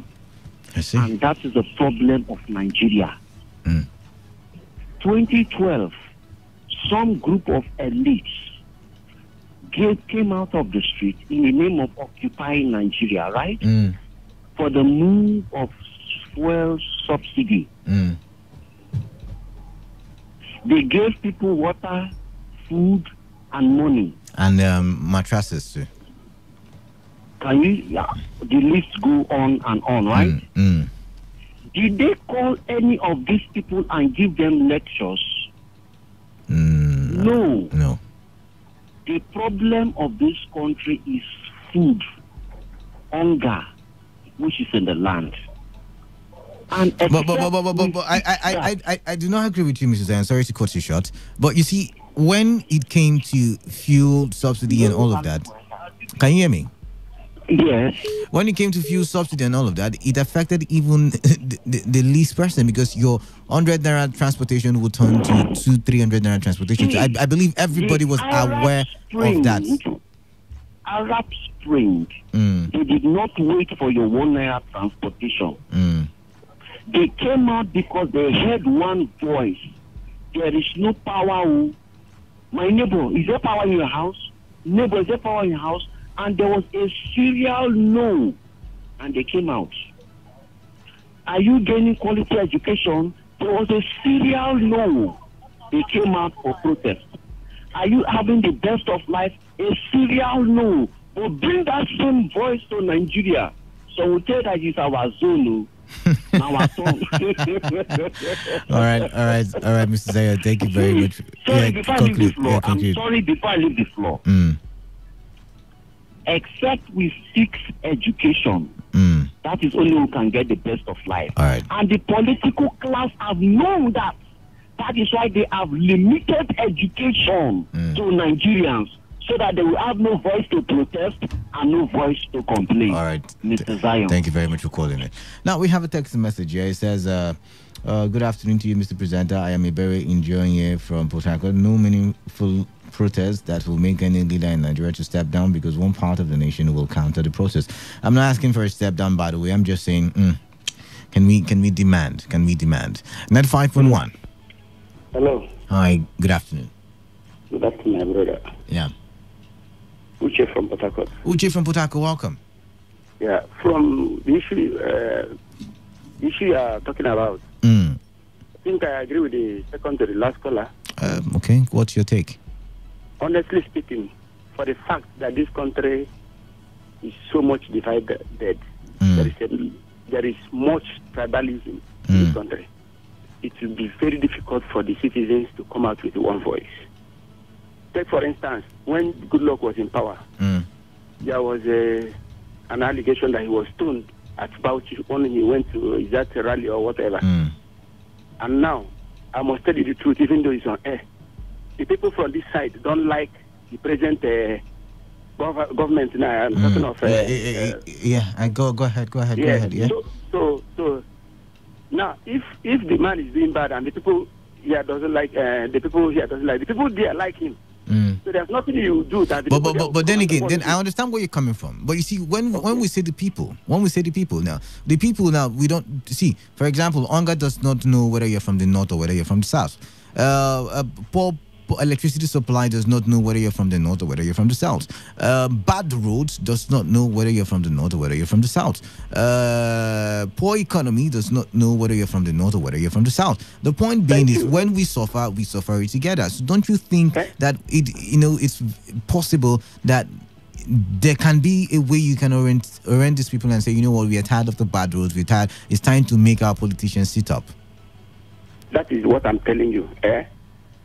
Even if it is somebody from here that is ruling, at the helm of affairs, and he's doing everything good, people from there, as long as it's not from there, it's not doing good. So if somebody from there too, let me so that you understand. Yeah. If somebody from there is doing good, because it's not from here, people will there will condemn, and everybody now is fighting my own person. That is what Nigeria has as a. But I agree with you when you talk about this. This thing is I'm talking about the social amenities, which is the basic needs of life. You understand? Which they have, all of them, both from people here and there, they have refused to give the citizens. That is the common thing, at least they can offer to the people. So, but you see that Nigeria has been so divided, ethnic wise and religious wise, that even if somebody from here is suffering the whole country, see people here that will come and cover him over and defend and ready to fight for him. That's the problem we have. And it's a very big wound in this country. Thank you very much. Thank you very much for calling in then. Thank you very much. All right. I just got something that made me happy. Michael, thank you. All right, this one says, yes, there's also lesson for Nigerian army and police because I didn't hear killing my army police. Clement, nice observation. Thank you very much for that observation. There was no mistake shooting of anybody, yeah? 95.1. So thank you very much. Good afternoon. Yeah, good afternoon to you. See, there's something, I heard what others are saying, but there's a way I won't go now. I hope the way you want to go is the legal way. Yes, legal way. It's not to insult anybody. No, not. There's something I observe. Like last administration, there was a time. It was on January after December that everybody coming back from Christmas, something like that. And the former president want to remove this subsidy. And increase the fuel price, and you see everybody, everybody. Yeah. That's everybody come against the man. Okay. You know. Yeah. This one is not because you're from south or south. Everybody come against this man, and there's something I'm finding out now. I can see even the you people who are the media. The media, yes. I found out that a little fear. Will I call it fear or something to this government? I'm telling you the truth. It's not fear. It's not fear. It's not. See. Listen now. Listen. We try to be objective. While we look at it from your own side of view, we try to look at it from the government side of view. You cannot be a referee and be one-sided. You have to be. You have to look both ways. But it's like it's going one-sided only. Okay, if you say so. That is still why I'm saying it like this. You see what I mean, I'm not against you. I don't blame you people. Do you understand? Because when I was going as a teenage boy, I noticed during the time of Babangida, they used to call NTA something live, network live. That time is just similar because they will write something in newspaper. If you follow that in that time, I can read small. If you follow that headline, it will not correspond with what they are saying inside that paper. You understand? There's a little fear in military than civilian. That's what I want to let you know now. All right, there's a little fear. A little fear. Even if I'm finding it difficult to understand you, but thank you very much for contributing there. This one says, good day, Garada. My name is Kalada, Kalada. The only lesson to learn from these two countries is to often militantly agitate to embody our grievances in order to actualize our activism, since in Nigeria, no militancy, no achievement. Mission, I disagree with you. Nobody is militantly agitating anything. These people did things peacefully. I mean, you did not hear, like somebody pointed out, who was that now? Like, what's his name now? Why is this thing taking too long? Like Clement rightly pointed out, there is nobody out there that was shot, or we did not hear that the army mistakenly misfired their gun, or the police mistakenly misfired their gun, like we had in Polo Access. You know, this was a peaceful protest, and it brought about. No, there were threats. Yeah, there were tear gas, to disperse the crowd, I believe. Yeah, but really, there was, no militantly doing anything, no violent attack. Nobody is violently attacking anybody. 95.1. Lost that call, please do call me back. And this one says, good day, Canada. The difference between Nigeria and those other countries in using demonstration to drive home their demand is that the leaders in those countries listen to the yearnings of their people. But Nigeria leaders don't budge. You can demonstrate till you get tired. Instead, the leaders will introduce divide and rule, thereby setting the people against themselves. Boniface from Oyibo, thank you very much for that one. 95.1. Hello. Turn off your radio set. Turn off your radio set, please. Turn off your radio set. Yes. Yeah, good afternoon, Canada. Yeah, good afternoon to you. Yeah, my name is Chima. All right, Chima, welcome. Yeah, Canada, something happened in Genesis chapter 11. Oh my God! Are we doing scriptures now? Yes, you know the story about the Tower of Babel. Yes, I do. When the children of Israel were building Towers of Babel, and it said God, if God was not God, God wouldn't have stopped them. Why? Because they were in unity. They stood their ground and look, this is what we intend to accomplish. And if not of God confide their tongues, they weren't hearing what they were speaking to each other anymore.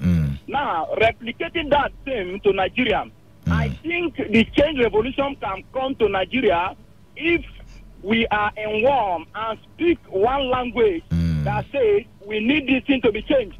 But my misgivings is that the problem of Nigeria, we are so docile. We normally mind our business. You understand? Especially replicating what is happening like the police. You can see a citizen of Nigeria, you are passing and you see a police on the way, holding down your own fellow Nigeria. No. Holding our fellow Nigeria, you will not stop and ask. Now, Canada, I was driving by at NTA Road, just at Obrikore Bridge. Now, I came across police who stopped somebody. I had to clear my car, and I was asking, I said, what is wrong? I said, brother, what is the problem? The guy told me that he was conveying a method to his workshop. That these people stopped him, that they have provided the paper and everything. I went straight to the policeman. I said, Oga, what is the problem? He said the guy failed to produce paper. I said, what are the papers? The guy said, you are giving him all the papers. So what I did was to place a call to the police complaint unit. Immediately I placed that call. What happened? The policeman rushed on his feet and give back the guy the key and let him go. So the problem of Nigeria, we do mind our business. We too mind our business. Okay. Yes, it's all about ourselves. If we stand together and say, look, big change must come, Canada, nothing will stop it. Thank you very much. Thank you very much there. Interesting. He called interesting. We are to domicile. Interesting. Now let's go to WhatsApp. This one says, bro, leave Nigeria. As a people, we are not ready to change. We are comfortable with bad roads, bad medical services, and bad leadership. If poor Nigerians support their fellow poor people the way they support and defend the rich, this country will be ready. Ernest from Moji, thank you very much for that contribution. Okay, back to the text message portal. This one says, good afternoon, Mr. Kalada. This character, I believe you meant to say, is common to most of Africa and South America countries. In Nigeria, we need our leaders to be concerned over our internal problems, that is, good roads, food, electricity, etc. From John Ikududu, Fidelis Avenue Offshore Location Road, Oyibo. But my question is, how do we make them feel concerned? Because it seems as if the only time they feel concerned is when they are writing manifestos. We lost that call. When they are writing manifestos for what do you call it now? When they're writing manifestos for campaigns during electioneering. So how do we make them imbibe the culture of ensuring that they provide us all the necessary infrastructures for our own, development? We lost that call again. Let's see this one. This one says, there is power in one voice, if only the voice is devoid of ethnic sentiment, be it religion or tribe. The case in Algeria and Sudan has no ethnic coloration. That is why they were able to remove their age-long president. Play it down to Nigeria. Our wills can prevail because we value our tribe and religion. If the president is from south, west, or north, his people will object. Joshua Kalio. Thank you very much. Something seems to be happening to the phone line. Please, can you give me a minute to fix it up?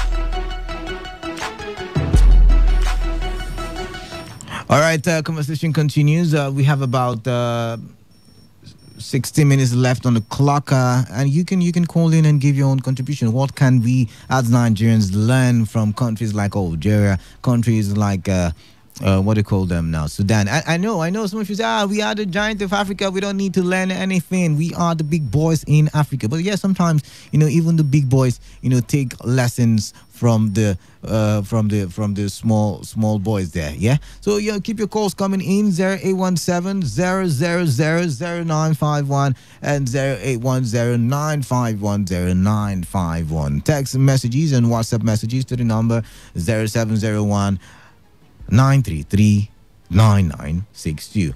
951. Hello there. Hi, good afternoon. Good afternoon, sir. My name is Samuel. Your name is?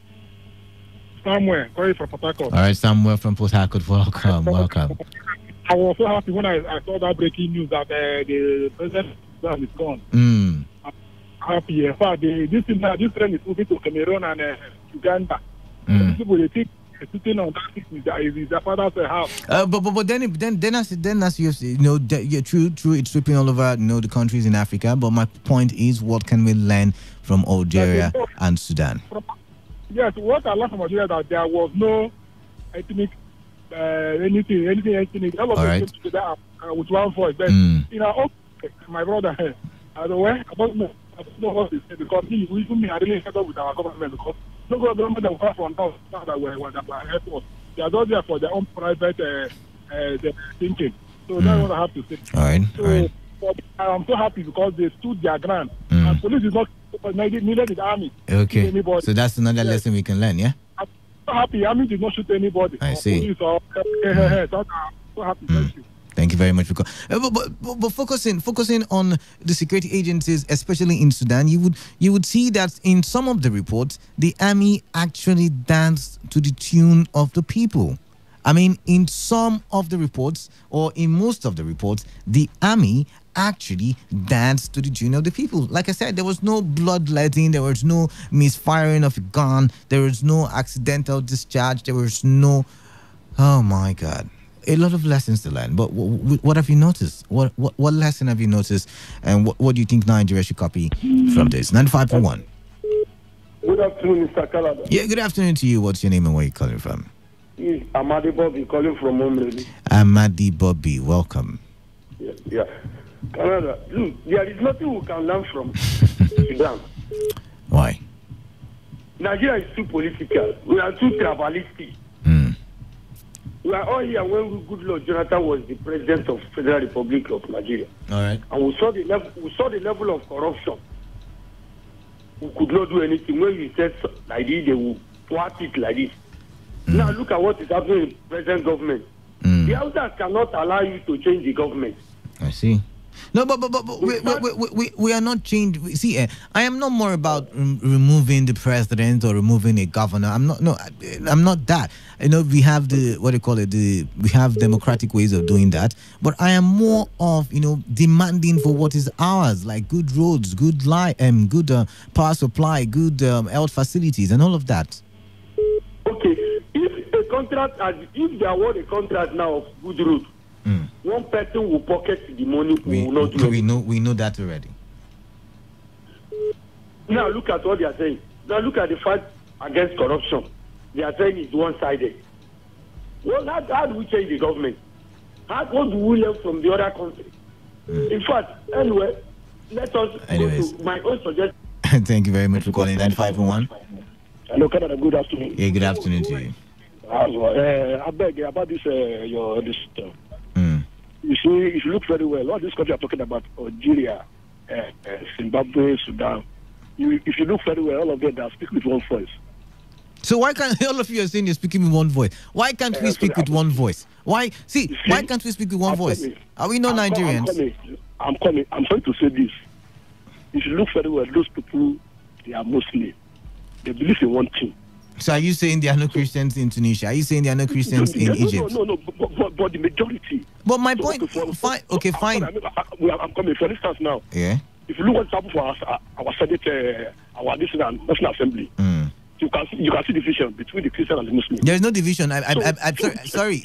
I disagree. I disagree with you. See, when you look at the Senate, yeah, you would see that once it is time for a political goal, once they have the same political agenda, they don't care whether they are from South. They don't care whether they are from South North or South wherever. They come together and they work together. Nobody looks at religion. Nobody looks at tribe. They work together once it is time for their political goal. But when it comes to you and I, when it's time for us to work together, we throw tantrums and we spoil each other's plans and agendas. You know, Canada, I agree with you, but I don't want you to wait for this my observation. He as it may, it's very difficult for Nigeria to speak as well because of personal interest. Just as this last talk now, when northern people rule, whatever you do, whether good or bad, they are in support of you. Come to Israel here, like that of Goodluck Jonathan regime, whatever it does, either good or bad, people here, they are dancing with him. So Nigeria, what we need in Nigeria, like I said, we need revolution. If we can work in Nigeria, I don't know about that. Sorry, but I have to let you go. I don't know about revolution. I feel democracy is okay for me. I feel we just need to tweak what is happening in our country. When I mean tweak, we need to make very good and tangible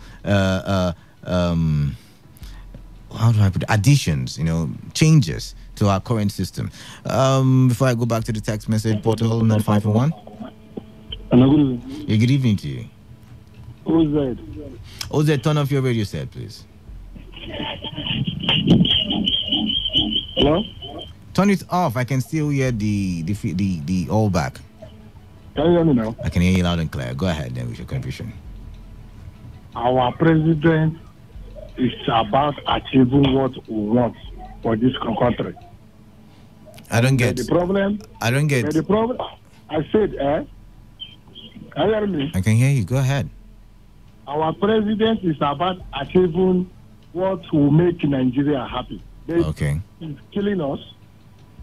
It's the cabinet surrounding the president. See, we're not even talking about all of that now. What lesson can you learn from Algeria? Now you said wait. You said cannot learn anything. All right. Nigeria cannot learn anything. All right. Thank you very much then for calling in. That's your own belief. The difference between Sudan, Algeria, and the Nigerian contest is ethno-religious uniformity. The heterogeneous composition of Nigerian citizens is a divisive tool in addition to poor education and poverty. Amadi David from Rumo Parali, But you see, Amadi David, something you did not take into cognizance is that poverty does not know tribe, like I said, wealth does not know tribe, and I think we both suffer and enjoy these things. So yeah, so why can't we come together? Oh, we are all hungry in the land. We come and we complain. The economy is bad. Hey, what are we doing about it? How do we make the people in charge of the economy sit up and run the economy well? Hey, corruption, hey, corruption. How do we sit together and say, okay, yes, I'm a Calabari man, you're an Ikwere man, but let's forget our ethnicity. Let's go out there and tell these people that how can we be hungry in the land and they are, taking away all the money. They are being corrupt. It doesn't, because like I said, hunger, death, all of these things do not know tribe. But what do I know? 95.1. Hello, good afternoon, Colonel. Yeah, good afternoon to you. What's your name and where you're calling from? This is Akachi. I'm calling you from. This is who? Akachi from Port Harcourt. All right, Akachi from Port Harcourt. Welcome. Yeah, there is what I want to find out. In these countries you mentioned, I mean Algeria and Sudan, can you tell me the people that make up the majority of those people who for their government to take it right? When they made the report, see, let me tell you now. You see, Nigerians, this is the problem. When they made the report, they did not say a particular tribe. They said Algerians came out in numbers. Algerians. Now, listen. Now, let me tell you. Oh yeah, talk to me. If I may ask you, in Nigeria today, until we believe that we have just for two people this country. We have what? And before. Two people, just two people is what we have in this country. Two class of people. Okay. The rich and the poor. Okay. Now listen, the rich have leaders, but the poor of this country does not have leaders. So who is the leader of the poor? Sorry, come again. You said the rich have what? The rich Nigerians have leaders, have where they take instruction. But the poor Nigerians does not have where they take instruction. Rather they dance with both sides. So let's get this thing correctly. Until we have a spokesperson for the common Nigerians, that is when Nigerians can speak up. Because I believe that the still original owners of the country remains the poor people. Right. Because the poor people, everything we do is here. But the rich they have many ways. Okay, so you're saying somebody should come up and be. But then again, how do we have a spokesperson when we are still divided on? Leave on. Now APC man. Leave on a PDP man. Hold on now. This is what I am telling you now. Because nobody has come out to let poor Nigerians know that you are just alone. Nobody is with you. Those things they are telling you, this is what they used to deceive the rich, still using to deceive the poor. Telling you until we have a somebody. But of course, Canada, if you will gang up some other people, and I'm not ganging up anybody. I am not ganging. Let me be the spokesperson. I am not ganging up anybody. Let me first of all tell you. You are not even ready. You are not even ready to make any difference. I have made my difference already. We want to make a difference. We want to make a difference and change the path. All right. So let's you and I come together now and see if we. I have made my difference. I have come on radio. I have talked. I have made my difference. Thank you very much for calling in. Thank you very much. But I'll take one last call because we have about 3 minutes left on the clock, and then the news update for 3 p.m. So yeah, 95.1. Hello. Hi. Good afternoon. Okay. Good afternoon, my brother. What's your name? Okay. My name is Louis. Calling in Boku. Louis from Rupoku. All right, talk to me. What's your contribution? What lessons can we learn from these countries? Yeah, my brother. Except, God will come down by himself and fix this country for us. Because I don't really. But you know that's never going to happen. God has given you the country Nigeria. He's not going to come and help you rule or do things. Nigeria is too divided to the core, to the extent that if I now, from Akwa State, should go to the north and look for a job, first thing that you ask, where are you from? Yeah. You understand? Where are you from? I'm a Nigerian. Which state in Nigeria? The ones, even our universities here, you find it hard for someone from South to get admission in the north there. Because consider indigent force. You understand? You always use that with indigent force. In employment, companies, obviously, they will ask for indigent force. So if that method is not being changed, you are bound to bear with what you are going through in this country. Very simple something. I'm from Nigeria. I'm pleased to go to the north. I'm from Nigeria. Nigerian man. I want to work. I will work. I can work anything in Nigeria. I'm a Nigerian man. All right. But now it's indigent force. So if you become living in that, and that thing has become part of life, that's the truth about it. It become part of life of us. Where are you from? Who is your father? So if you don't change that ideology, and only God that can change it for us, maybe after redemption, when God comes and go and that will change. But as for now, no man, what can change Nigeria where it is? Nobody. All right. Thank you very much for calling in here.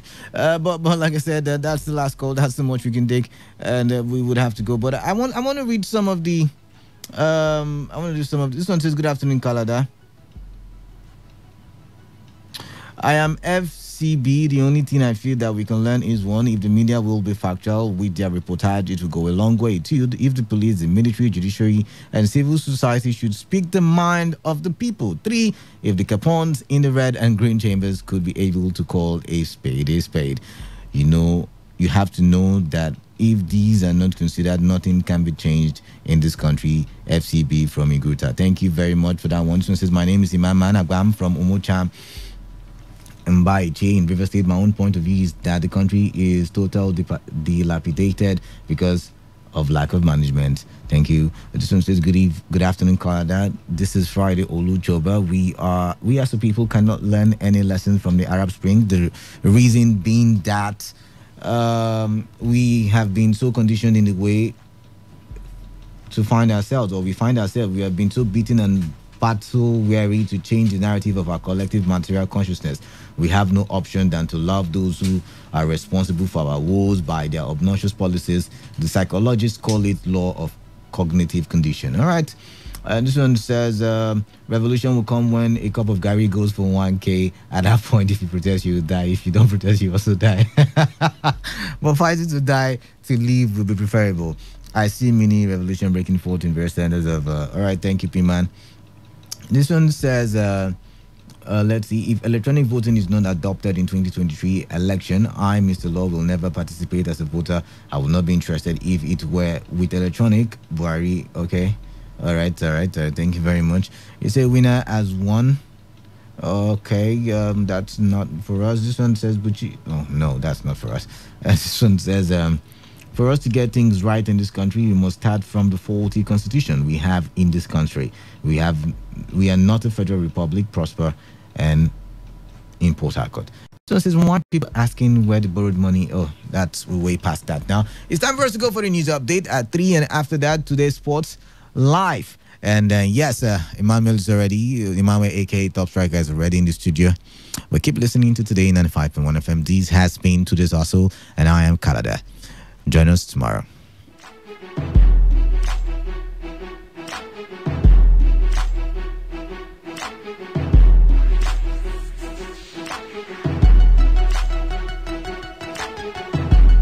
Whether it's happening in Port Harcourt, South South, Nigeria, or around the world, we've got you covered. On air, online, delivering balanced news and unbiased analysis. Today, 95.1 FM. Today, 95.1 FM. Port Harcourt. News update.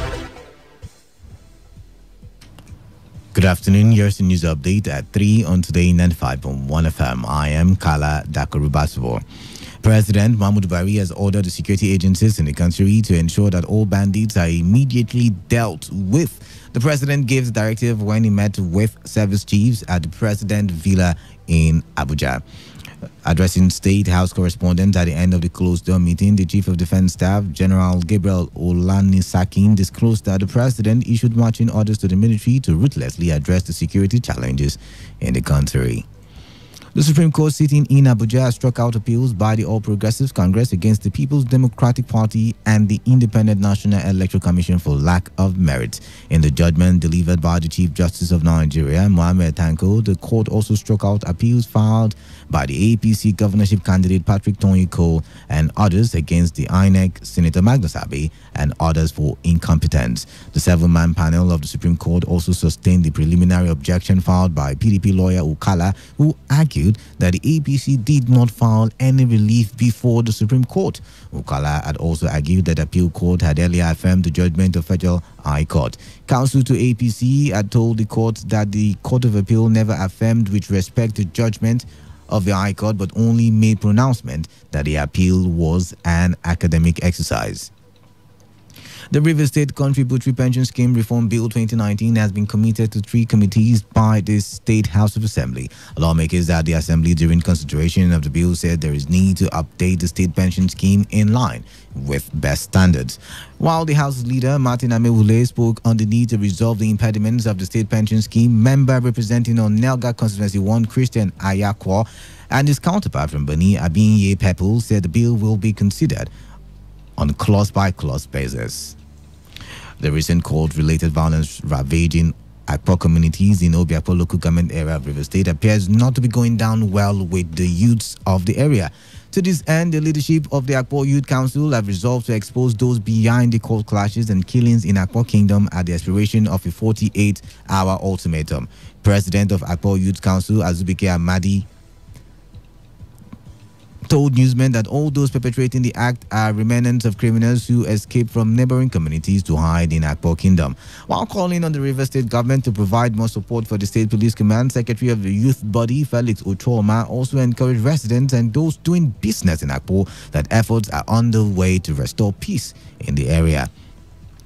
Rumolumeni, Choba and Akaya communities in Akpo Kingdom have been witnessing increased cult-related killings in recent times.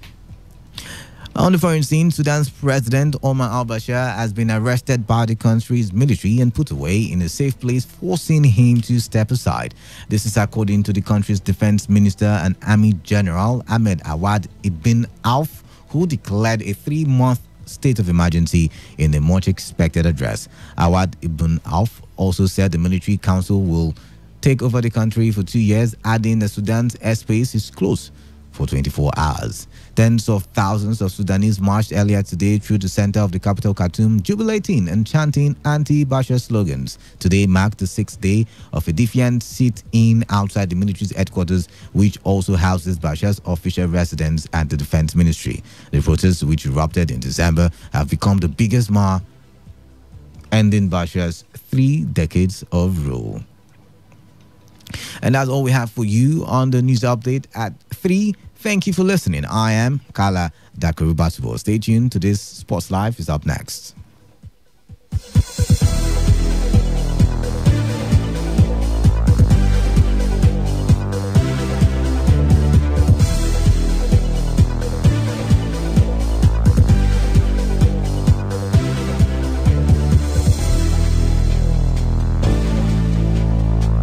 Today's news, today's entertainment, today's sports, today's issues. Today on Today 95.1 FM, Port Harcourt. Radio has never been this good. Today 95.1 FM, Port Harcourt. What a goal! Hangs it up for Ronaldo. Oh my God! Experience the glorious goals rush. The heated verbal jabs and even moments of madness. Experience the sensational swings, strokes and shots. The moments of victory and despair. Experience lights out on a majestic night in Singapore and a whole lot more. On your premium talk news and sports radio station. Today, 95.1 FM, Port Harcourt. Listen to Sports Attack every weekday from 7:30 a.m. and today's Sports Live after the news update at 3 p.m. Stay tuned on Saturdays and Sundays for a bumper edition of today's Sports Live from 1 to 6 p.m. Experience sports in its entirety on your premium talk news and sports radio station. Today, 95.1 FM, Port Harcourt. Hello, my name is Kanu Wanko, aka Papilo. For the latest and trending sports stories, always listen to Today Sports Live on Today 95.1 FM Port Harcourt. No matter the stage, there's still room for greatness. No matter the stage, there's a bit of greatness in every man. There's power to rise. There's power to conquer. There's power inside. There's a gift of power in every man.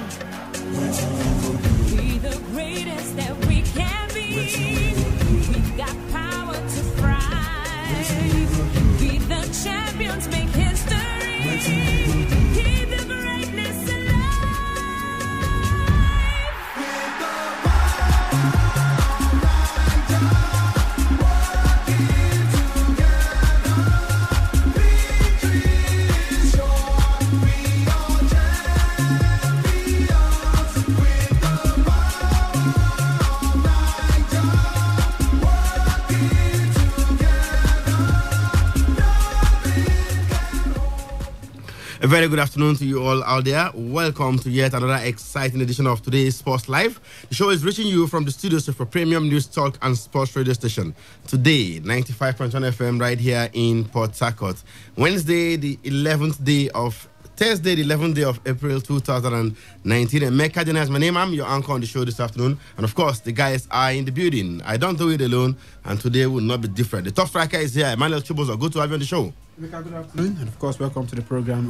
Enugu Rangers going back to the top of the table with so many games in hand, about 3 or 4 games in Mecca. And of course, the countdown for the AFCON draws is upon us. It's upon us. Tomorrow is a big one in Egypt. And of course, good news that Nigeria is now in pot 1, with the big boys. Many times in the FIFA rankings, and we're looking forward to a favorable draw for the Super Eagles tomorrow in Egypt ahead of the 2019 AFCON right there. Chidubem and Joku is also in the building for this one. Chidubem, good afternoon to you. Welcome to the show. Good afternoon, Mecca. Good afternoon, everyone in the studio and everyone listening to us. Yesterday was massive, especially for followers of the English Premier League and Manchester United. Of course, they managed to perhaps please some persons, in quotes now, not getting the throb or the job that was expected of them. It was a defeat that looked like a victory for Manchester United fans. I heard they were celebrating yesterday that they were not disgraced. It was just only 1-0. Well, a celebration for some. For some, it wasn't celebrations, but good thing to be here. We'll talk more about that later on the show. They are comeback kings. Maybe they can overturn the second leg. Overturn the deficit in the second leg over there at the Camp Nou. Dorcas Koki is in the building for this one as well. Dorcas, good to have you. Welcome to the show. Good afternoon, America. Good afternoon to the guys there. It's always nice to be here, like I said before. And then yesterday was just wonderful to see Ajax getting a draw against Juventus. That was just magnificent just to see. But then again, wonderful result, a draw at home. Wonderful for them. It was wonderful against, for them. But then Ronaldo inspired Juventus. Exactly, going about to Are Turin, they not out of the competition at this going stage? about to Turin should be the case. That's where they should show themselves. But let's wait till then. All right. Wisdom will be nice. Also in the building, the Superman. Good to have you on the show, my brother. Good afternoon, Emeka. Good afternoon to everyone in the studio. Last Champions League, we saw a lot of comebacks at some point. And this one, too, we've seen 1 or 2. First, Real Madrid and Ajax. Stunning surprises also, you want to say. And also the comeback from Man United. Who says it can't happen? Well, it looks like a very, very mighty mountain to climb. Mountains are there to be climbed, right? And of course, they have climbed the first mountain. They were able to surprise the whole world, to beat PSG 3-1 at the Parc des Princes, the second leg of the round of 16 tie. They lost the first leg 2-0, if you recall. This time, they lost by just 1-0. So, what is they overturned 2-0. What is 1-0? Manchester United yesterday in the Champions League. We'll be talking about the MPFL. Rangers are now top of Group A with 3 outstanding matches. They beat Kwara United by 2-1 yesterday in Ilorin. Away victory for them. The first away win for Rangers this season. With 3 outstanding games, they are top. Even 1 point clear of MFM FC. Amazing. And the good news is that Ifeanyi Egwuim saw action for the first time in about in over 2 years. 2016, October 2016 was the last time that guy played any sort of football, and he's played yesterday as a substitute for Rangers. Good news there. Of course, the AFCON draws will be made tomorrow in Egypt, and the Super Eagles of Nigeria are in pot 1 right now. Talking about the seedings, they are seeded in pot 1. They are amongst the big boys. And we have the UEFA Champions League games to come around. Yes, we saw 2 matches yesterday, 2 exciting games. I don't know what to make of those results right there. Ajax, we are they forced Juve to a 1-0 draw. And of course, Manchester United suffered yet another home defeat in the Champions League, this time to Barcelona. And of course, I don't know whether you think they were able to overturn that deficit going over to the second leg on Tuesday next week. We'll be looking at the Europa League, the poor man's Champions League, you want to say, with the likes of Arsenal and Chelsea all in action later this evening in the first leg of the quarterfinal ties right there. Okay, the show is interactive, you know that. All you need to do is to start sending us your reactions right away. 07019 339962 07019339962. Send us text or WhatsApp messages to that number, and of course we'll be reading those messages in the course of the show. And you can also join us on Twitter at TodayFM951 at TodayFM951. Yes, that's the station's Twitter handle. You can equally copy me at Emeka Dina. I will read your tweets in the course of the show, and later I'll be throwing the phone lines wide open for you to have your say. Don't go anywhere. The show will be right back after this timeout. My name is Gianni Infantino, FIFA president. For the best of sports, always listen to Today Sports Live on Today 95.1 FM, Port Harcourt.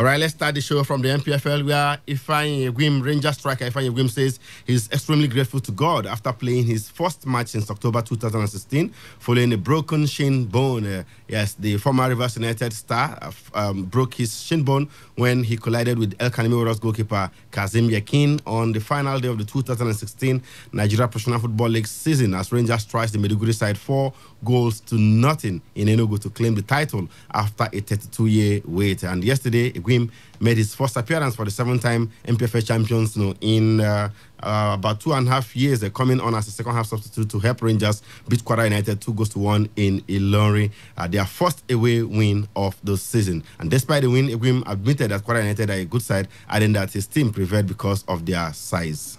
First of all, I appreciate the God Almighty who made it possible for me to come back to the field once again. I really thank God. It's not by my power, either by my righteousness, but it's God that made me to be on my feet today, to play my first game after many years ago, getting the first away victory for the team. I really appreciate God. I'm so happy for it. Well, Kwara United is a team to beat. They played well, Rangers, the team, the side that had character. We used the advantage of our size. All right, with the win, Rangers moved to top spot in Group A of the abridged MPFL season with 24 points from 11 matches, still with 3 outstanding games. Rangers will next face Sunshine Stars on Sunday in the match day 15 encounter in Akure. Top striker, to God be the glory. Ifeanyi Egwim is playing football again. Horrific injury he suffered on the final day of the 2016 season. A lot of people feared he would not even kick the ball again in his life. That would have been the end of his career. But thank God he's back, and all the glory will go to God. This is good news because I remember that game in October. After that victory, that I called Matthew Etim, who left him back for Rangers, and they said they could not even celebrate after the match because of the situation of the injury. The players were in the dressing room. Imama could not even celebrate the victory as well. And of course, there were rumors that it was to be flown abroad by the governor of the state, Ifeanyi Egwim, for treatment. After over 2 years, he's coming back to kick football for the very first time. It's good news indeed. So Emeka, he deserves all the sermon he can give at the moment, because at the moment nobody felt he was going to play football. So people have even forgotten that he still plays football. But good job for Enugu Rangers. He's still on the books of Rangers. Ifeanyi George and Gordon would have got the goals for them yesterday. Of course, Emeka, it was not surprising coming to us that Enugu Rangers went away from home to win the Kwara United. They've shown promises. About 9 games now, they are yet to lose any game. Rangers have been showing promises that with what they have in their ranks. Someone said yesterday that probably is the frustration of being sent out of the Confederation Cup they are putting on the MPFL teams at the moment. Rangers have squad depth, and right now I'm not surprised. But the good news is that Ifeanyi Egwim is back, he can now play football again. But Enugu Rangers, they are sitting at the top of the table. 3 more games to sounding games. If they should win those games, they will be miles and shoulder above every other team. I asked you yesterday, can teams lend other teams some points when they're at the top of the table? It's not possible. Wisdom, is that the longest a player can stay without playing football and eventually coming back? I've not seen a player being out for 2.5 years. This happened in October. In fact, if just 6 months away from making it 3 years. So 2.5 years absence for Ifeanyi Egwim. He's back playing the game again. And I'm sure he must be a very, very happy man. Of course, first, these are clearly career-threatening injuries. It happens once in a while. If you can remember, Abu Dhabi at some point, a certain Dembaba also had something.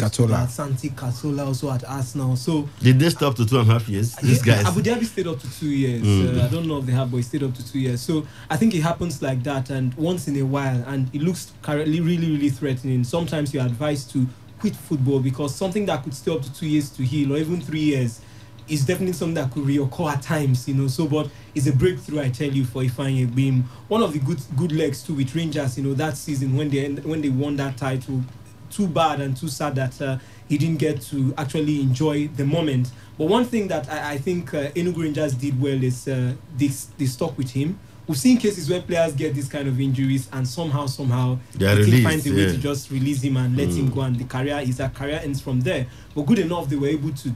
At least they rallied around him. The government also came in. Good enough, he's back on his feet. I'm quite impressed with what I feel. Rangers are one people that should also take some credit. I've seen 1 or 2 cases in Nigerian football generally, where a player gets injured. It might not be generally in the case of football clubs also, but the care and attention is always not there. And that makes players not to give in their 100% with the team because they are scared that, if I get injured, I'm going to be thrown out and the salaries would not even come in. I want to believe that during these times also, some amount of money, I don't know of it clearly, but at least something would have also been going to. Oh no, you would have been getting his salary. It's under contract with the Rangers team. It's a good one. They could have just hidden themselves under some umbrella and just found a way to throw the guy down, and maybe 10 years later we'll get to hear the full story. But he has been able to pick up himself. Wait to see how he performs, and I'm sure he's really, really also grateful to Rangers. But good one. No doubt about that. No doubt about that. I mean, the young man is back playing football. Broke his shin bone and looked very horrible. We saw that match. It was live on TV. And a lot of people, that dampened the morale in Enugu that day. They couldn't celebrate as much as they wanted, having won the title for the first time, in 32 years. But to God be the glory. The young man is back playing football. He used to play for Dolphins. He are now Rivers United. Before he moved to Rangers, one of the highest paid players in Rangers. I tell you, I won't tell you his salary, but after the time he got injured, he was the highest paid player in Rangers. I can tell you that for a fact. But let's look at Rangers right now. They are top of the table. They have they have played 11 matches and they have 24 points. A point clear of second place MFM FC, and Rangers still have 3 outstanding matches. Come on, if the league was to end regularly, Rangers would have been crowned champions, with some games to spare. Chidubim, what do you make of this Rangers side so far so good?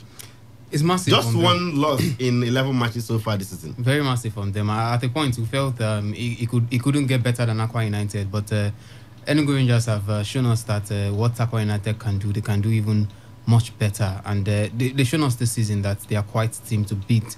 The unfortunate thing about the run for teams this particular season is that no matter how excellent you are, it doesn't confirm you as winners of the league, even if you finish top of the standings. If you win all your matches in the group, because you will still go to the Super Six. Another Super Six to play, and anything can happen from there. But it's a good thing that they've managed to pull up this massive stunt in the NPFL, if you ask me.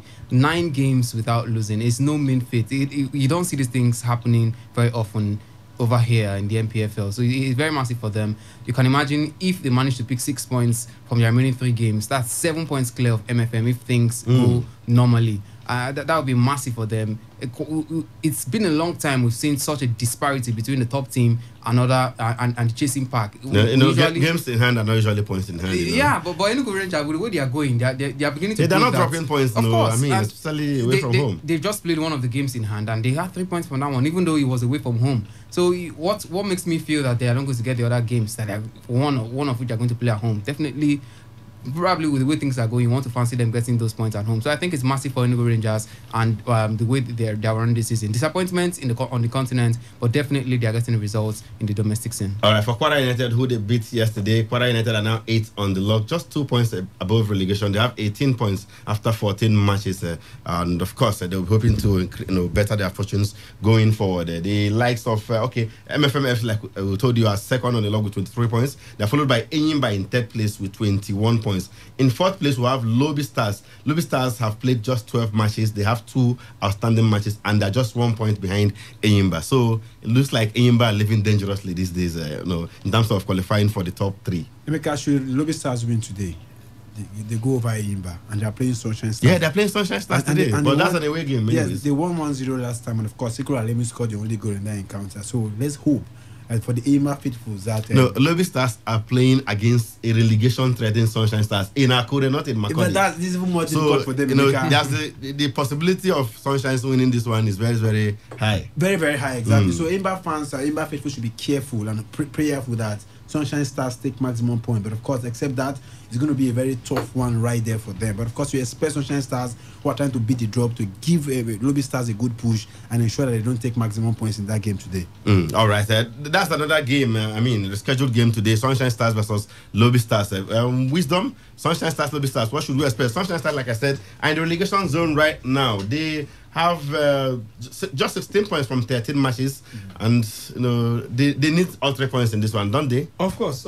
And the funny part of it is the warnings earlier about these teams on the continent coming back to the league, and of course Lobby Stars will fancy their chances just a point they would get today, and it will only be down to goal difference between them and Enyimba. So I think, of course, it will be all to play for Sunshine Stars themselves also. 16 points, they are two with Bendel Insurance, 2 points, away before that's ahead of that's why United has over them. So if they should be able to get something from this one, then definitely maybe all 3 points, they will be able to climb out of the relegation zones. And the games are getting fewer. The season is we are getting to the time when it will be 2 or 3 games and it will be killer points, where even one fixture at home could mean that you get relegated. So I think it will really, really be tough for Lobby Stars, but they would be fancying their chances. You look at what has happened in the league so far, and I'm still saying that this is one of the most unbalanced groups. Most teams have been playing, feeling relaxed, you want to say, and now these 2 continental giants are back. Now being able to pick up the points, playing their standing matches and climbing up the ladder. And it just looks like if it continues going the way it's going, Lobby Stars are the ones who have not woken up like Rangers. Then definitely it might be Lobby Stars first, Rangers second, or Rangers first, Lobby Stars second. But we hope to see how it pans out. I think it's going to be tough. Both teams really, really need the points. Sunshine Stars needed to maintain their stay in the MPFL. We hope to see how it pans out. But I think just maybe a draw might be coming out of that one. But however it pans out, if it pans out as a draw, Lobby Stars will be getting an advantage. If it happens that goals coming, they will definitely be topping Enyimba. But else, if Sunshine Stars should get it, then they'll be climbing out of the relegation zone. So there's really all to play for, and I think it will really, really be an exciting encounter to look forward to. All right.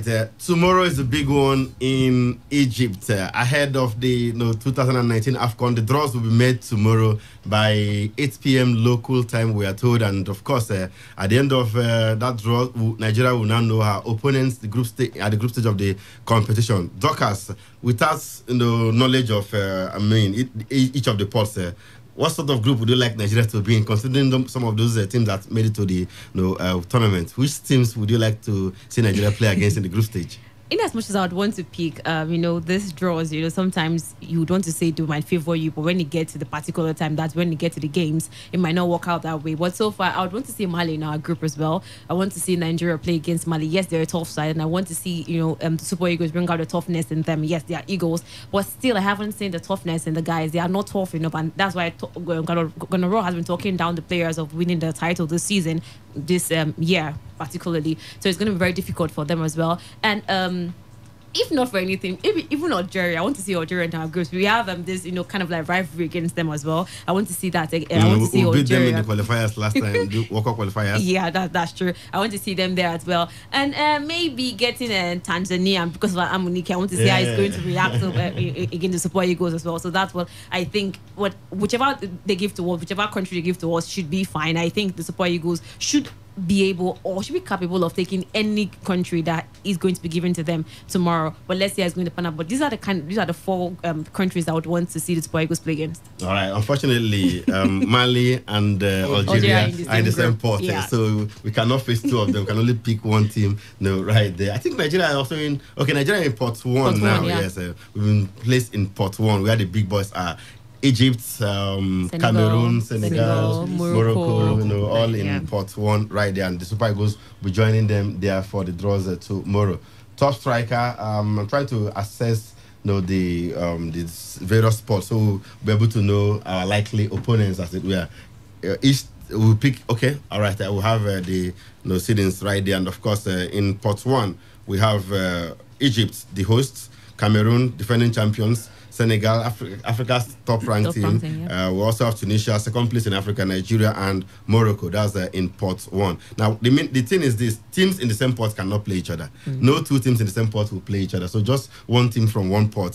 So we'll go to pot 2, where we can pick just one team. We'll be pit against one team. We have DR Congo as the top seed there. They are joined by Ghana, Mali, Ivory Coast, Guinea, and Algeria. Okay, and of course, in pot 3, we have South Africa, Uganda, Benin Republic, Mauritania, Madagascar, who are making their debut at the competition, as well as Kenya. And finally, in pot 4, we have Zimbabwe, Namibia, Guinea-Bissau, Angola, Tanzania, Burundi. And of course, top striker, looking at those posts right there, which teams would you like Nigeria to be drawn with at the AFCON? I think I'd like Nigeria to come up against Algeria, like Dorcas mentioned, because every other team in that group. They have Mahrez. Yes, Emeka only Mahrez.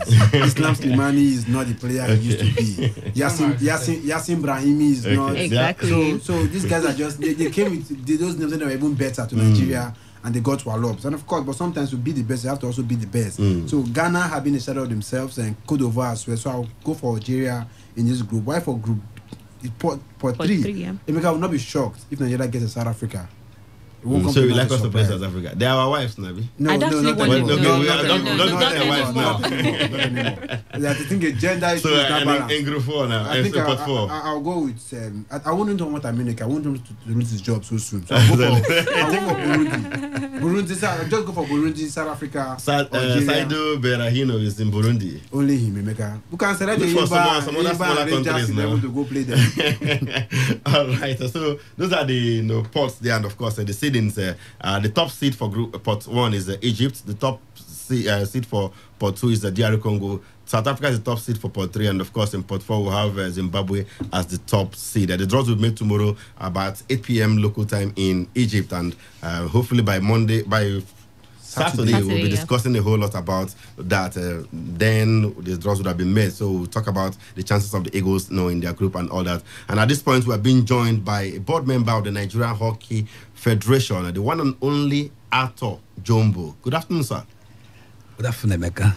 What kept you so long? We've been waiting for you since. How come you didn't beat the traffic? Don't tell me it's the traffic that kept you, made you come a bit late to the show today.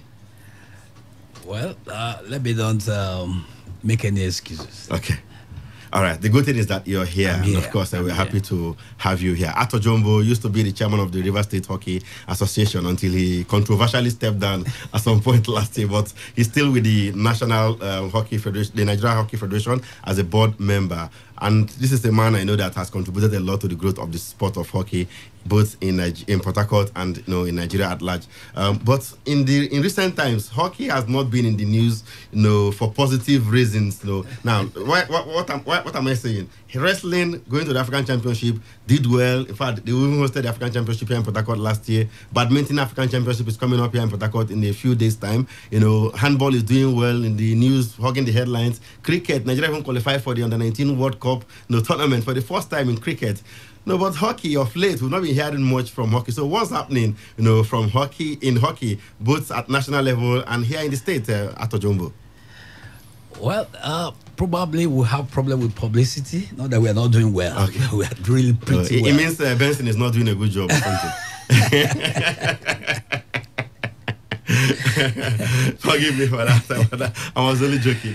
Benson is trying his bit. So, we won the African the Hockey 5 in Ghana. Okay. We're the first African country to win that tournament. That's the male category.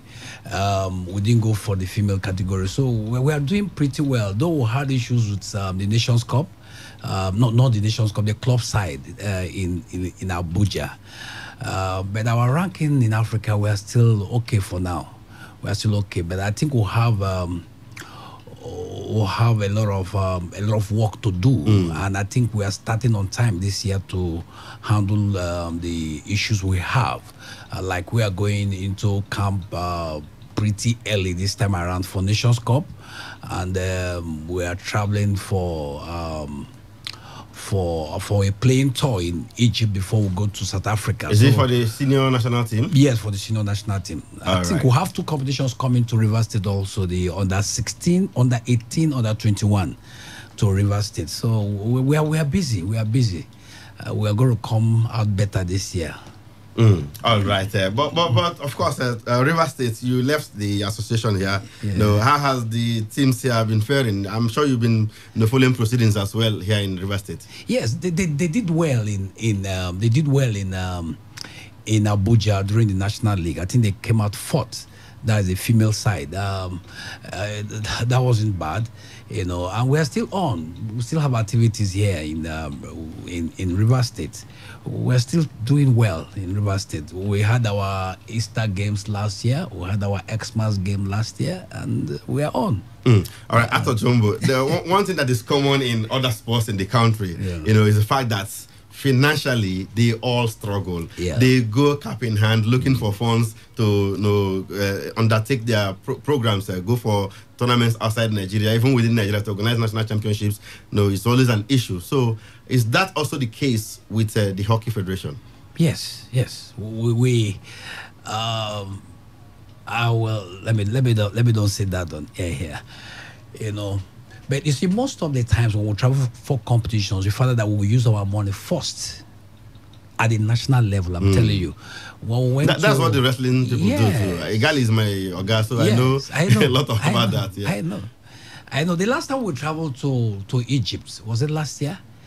I had to bring out how many million now for we to get visa, and you can imagine.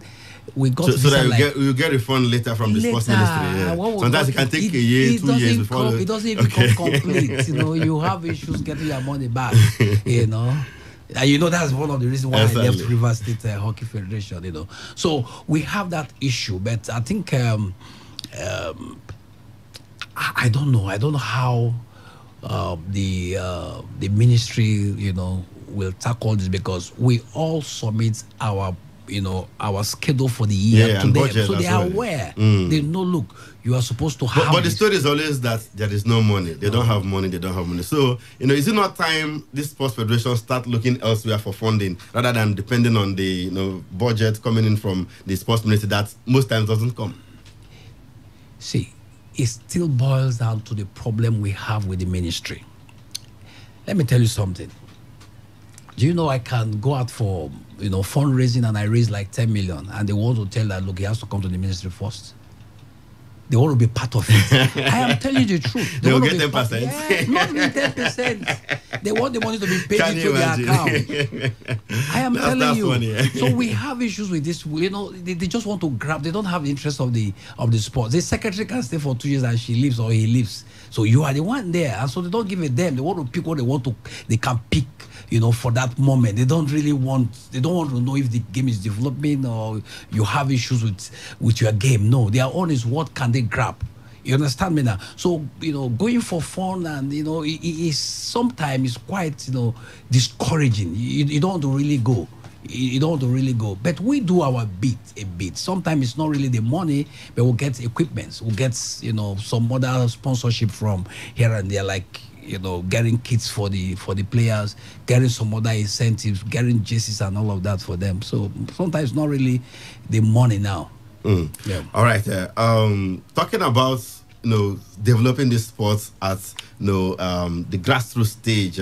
I understand you're putting something together in the coming days to actually give back to hockey players and stuff like that. Let me also put this out there. Mr. Tojombo here will be celebrating his 50th birthday in the next few days, and of course that's a landmark celebration. Golden Jubilee. Is that golden? Yeah, golden Jubilee. Yeah, 25 is a silver jubilee. Golden Jubilee birthday celebration. Amazing. And of course you're putting together some stuff trying to give back to the society. Tell us more about it. Okay, we are trying to organize a mini tournament on Saturday, and in Port Harcourt. Yes, in Port Harcourt at Elikoya. Is it what they call Yakubu Gowon Stadium now? Stadium, okay. Yeah. So we are looking at having Bayelsa, having Imo, having Abia and Rivers. So that's like 4 states. Yes, coming participate. Yeah. Wow. That's under 16. The young team under 16 teams. Catching them young. Yes. Though the masters are coming all over the country too, but we have these ones coming, and we have some sticks for them. We brought them from UK. When you say we now, are you talking about the Nigeria Hockey Federation or after Jumbo? Because you might be giving credit to the sports ministry or maybe the Hockey Federation, whereas you're the one doing the job. I am the one. All right. So giving about how many hockey sticks to the We're looking at giving out 50 hockey sticks. And these ones are not locally made? No, they're about 15,000 for one. Wow, amazing. Yes, 15,000. You get that kind of money. Nice one, really commendable. And of course, 4 states coming together. Yeah. Abia, Bayelsa, Imo, and River State. Any prize apart from the hockey sticks that they'll be going home with? The We'll have some incentive. We're trying to place some of them on scholarship. Okay. We're trying to do that, and we're trying to. I am trying, or we are trying. I'm trying. Okay. It's all right. I'm trying to do that for some of the kids, like the 2 outstanding kids from the male and the female category. So we'll see how it can. Wow, that would be amazing. Yeah, that would be really, really amazing. Someone once told me that for you to play hockey, you must be very, very intelligent. How true is that? Well, there's no game you don't need intelligence. Okay.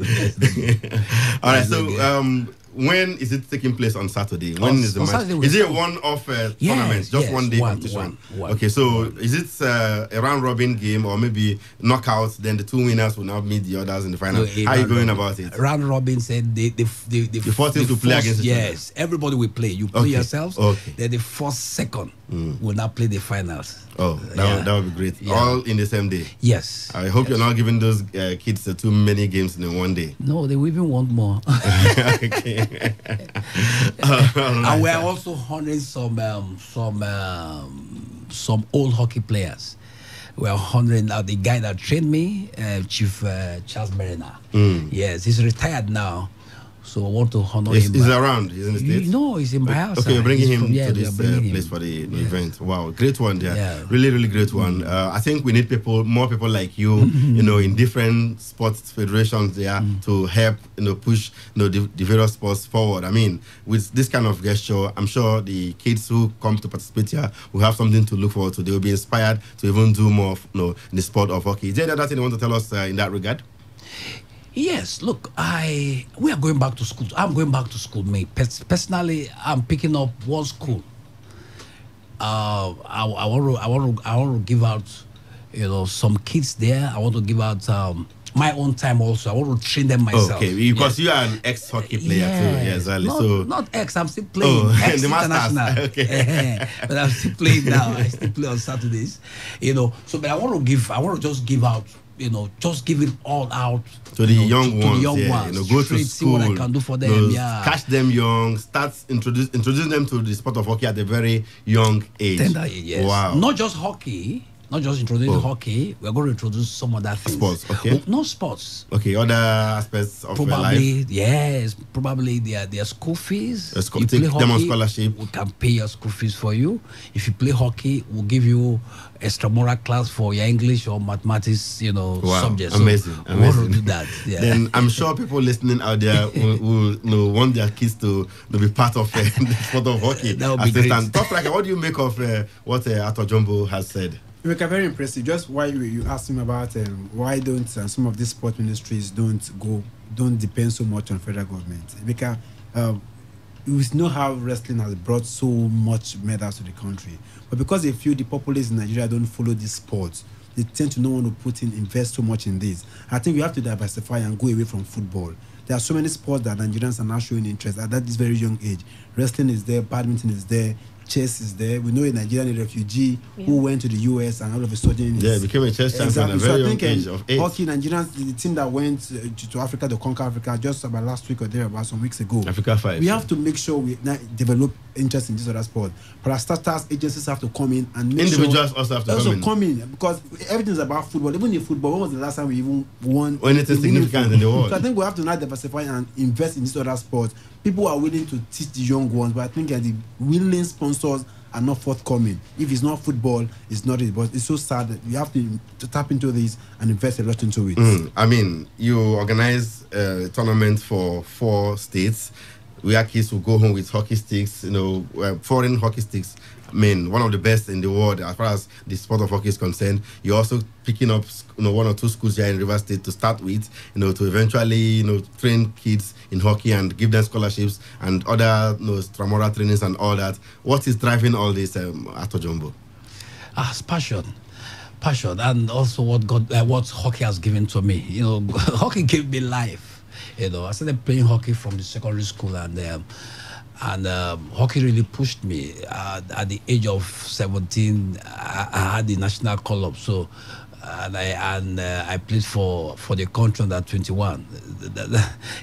I traveled first outside this country because I play hockey. I traveled first outside this state because I play hockey. So it's all about hockey. I went to school through hockey, sports concession, yes. Wow. But I went to That's great. Yes.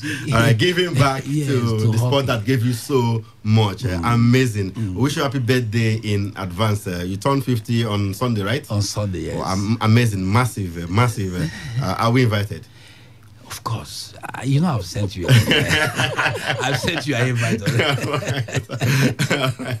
Thank you so much, Arthur Jomo, for coming around. Still stick around. I'm sure you have one or two things to say about football too, not just hockey, right? All right. In the meantime, let's go to the UEFA Champions League.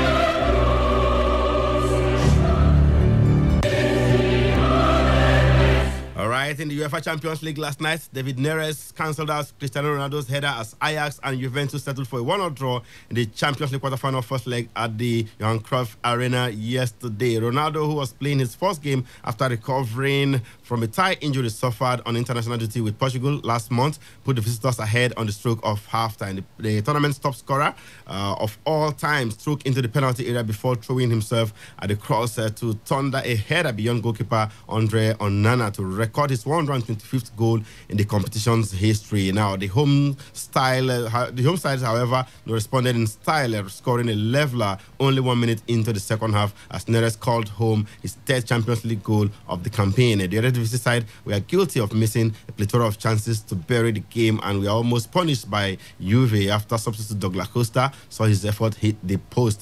1-1 it ended last night, and elsewhere, midfield maestro Paul Pogba believes Manchester United's comeback against Paris Saint-Germain will be in Barcelona's minds when they take on Barca in the second leg of the Champions League quarterfinal at Camp Nou. Yesterday, an own goal from Luke Shaw ensured Barca left Old Trafford 1-0 win against Manchester United. And quoting Power, he said, "We know where we can hurt them." Now, the World Cup winner added, and I quote, "Probably Paris will be in our minds for sure because we'll be in their minds for sure because they saw what we did to PSG. Obviously, they will be comfortable on their own pitch, but let us see. We will see what happens at the end. Of course, we believe that we can beat them." That's what Paul Pogba said right there.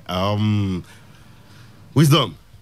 The die is cast. Of course, we saw two cracking games yesterday. Let's start from the one, at Old Trafford. Manchester United, of course, are beaten by Barca by a goal to nothing. They needed the intervention of the video assistant referee for that goal to stand there. The assistant referee has raised the flag for offside, but the playbacks showed that the man who was offside left the ball before left play, and of course the man who wasn't offside intercepted, and eventually it was a good call. 1-0 in favor of Barcelona. Can United come back? And your thoughts on the game as well last night? Well, first, it was an exciting encounter, I tell you. Didn't really go the way a lot of people thought it would. Some people were expecting 3 goals, maybe in the first half, but it didn't happen that way. Exciting fixture, I tell you. I didn't expect United, the way they played. And Messi himself, although in the early stages of the game, got a bloodied nose and all that. After that collision from Smalling, but I won't blame that, to his form on the night. I think United did well to an extent. Scott McTominay, fantastic. I didn't even believe it was him that played under Jose Mourinho. So I think it was a good one from United also, but they lost at home. Going away. So this is not PSG. I think it's going to be tough, for United, and I think it's a mountain that might be too high to climb. Only Lionel Messi would be enough. That is, take out with Suarez. Only Lionel Messi in that game with the other 10 players would be enough to actually beat them. So wait to see how it pans out. I think it's an uphill task to climb, but I think it's really, really very possible for United to get something. But would they be able to do it at Camp Nou? I think it would be tough. Barcelona would not leave this chance. There's no Real Madrid in the picture. Yeah, Piqué said, they have to, punish Man United if they have the chance because of what they did in the second leg against the PSG. And the fact that they've done it against PSG puts some fears down their spine. So even in the planning, because I think PSG were a little complacent going into the second leg. So this time, Barcelona themselves will not want to take any chances looking at what has happened to PSG. So I just feel somehow Barcelona will be able to do it, but you never see. Barca didn't create much in terms of clear-cut chances the last only night. thing I feel they Man United were too compact to allow them penetrate. Every other thing, United tried their best to stay at par with them. It's going to really be tough, but anything is quite possible. Top striker, 125 goals now for Ronaldo in the Champions League. That's about 17 more than Messi, And of course, I scored yesterday in that 1-1 draw against Ajax. But Ajax on their part lost the first leg to Real Madrid in the round of 16. I'm sure their comeback in the second leg will give them confidence going to the Juventus Stadium in Turin. One of the lowest scoring seasons for Ronaldo in the Champions League. 5 goals he has scored this season in the Champions League. And of course, up against an Ajax team that there's no relatively big name in that team. I think the biggest player in that team is Klaas-Jan Huntelaar on the bench for the team. So I think this is a team that don't play according to one player in mind. So Juve should be very careful when they host them in Turin come next week. We know what happened against Madrid at the Bernabeu just a fortnight ago. So I think at this point, Real Madrid should be very careful. Other players have to step up. Juve rather have to step up the game. Ronaldo alone cannot do the job for them. Because the way they play as a unit, they play as a team. That's what Juve have to do when they host them next week. The likes of Paulo Dybala, if he gets them not to start, Manu Mandzukic and the rest of them should up the ante in that game. If not, I will not be surprised if Ajax come back to hunt them right there at the Allianz Stadium. All right, before we go to the phone lines, let's quickly bring you fixtures for the quarterfinal ties in the Europa League. First leg ties right there. That's the poor man's Champions League. You have to say Villarreal are up against Valencia, to be Slavia Prague versus Chelsea. Benfica battle Eintracht Frankfurt, and Arsenal will do battle as well with Napoli. That looks like the final before the final. Arsenal versus Napoli. Chidubim, which fixture stands out for you there? It's obvious now. The Arsenal versus Napoli. So how will it end? Arsenal have the advantage of playing at home today. That tie could easily pass for a Champions League fixture, even a semi-final fixture for that matter. Arsenal this season has been quite terrible on the road. So you want to think they're going to struggle against Napoli away from home, but both sides look balanced. The only edge will be Ancelotti, who is a serial winner on the continent. So I want to think that over 2 legs, Napoli has got what it takes to defeat Arsenal. All right, Doctors, when the draws were made, we understand the Slavia Prague fans were celebrating because they were given Chelsea to play in the quarterfinals. I don't know. Is there anything they know that we don't know? Because I think Chelsea will win over 2 legs. We all think the same thing. We think Chelsea are going to take this one over them. They are just being maybe they wanted to just travel to Europe to get to play to UK to get to play Chelsea. Maybe that's the major reason why. But so far, they also know that Chelsea is going to take this one over them. It's not something we have to debate about. But sometimes football can be very tricky. In as much as we know Chelsea can be able to win it, it's just let's just see how it's going to pan out, because these guys are going to bring all they can against Chelsea, and they could get massive 3 points from this one, or even get a draw from them. So that's how football is. But let's see how it's going to pan out for Chelsea. All right, Wisdom, quickly. There's Nigerian interest in the game involving Villarreal and Valencia. Samuel Chukwueze should start for them today, right? Yes, he should. All things being equal, definitely he should be able to get that one. But it's really going to be tough for them to actually take it over Valencia. Good enough is going to be 2 legs, as usual, the stages of the Europa League and the Champions League. So there will definitely be all chance, going their way. But wait to see how it pans out. Samuel Chukwueze was not particularly fantastic in their last game. So I would not be surprised if he starts off from the bench. But the guy has been quite massive. The likes of Kazula also coming in the mix and all that. So it should be tough. But let's just hope, because of the Nigerian interest, as you said, something positive will be able to come out for Villarreal. And it's an all-Spanish affair as well. Of course. Right, let's go to the phone lines right now to hear from you. The lines have been buzzing, and it's time to open those lines so you can have your say on the show this afternoon. 0817 000951, 0817 000951, 0810 9510951. You can also send us text or WhatsApp messages to 070 19339962. Let's get to hear from you. Hello. Oh, sorry, we lost that one. Hello. Hello, good afternoon. Hello, Emeka. Good afternoon. A very good afternoon to you. Welcome to today's Sports Live. Your name and the location? Let's hear you. Emeka, I'm very, very happy for that Rangers player. Okay, if I agree, yeah. Very happy because I was really good then. You saw the match that day, right? Yes, I watched the match live in the stadium. And everybody was like, even some of the players was crying that day. Exactly.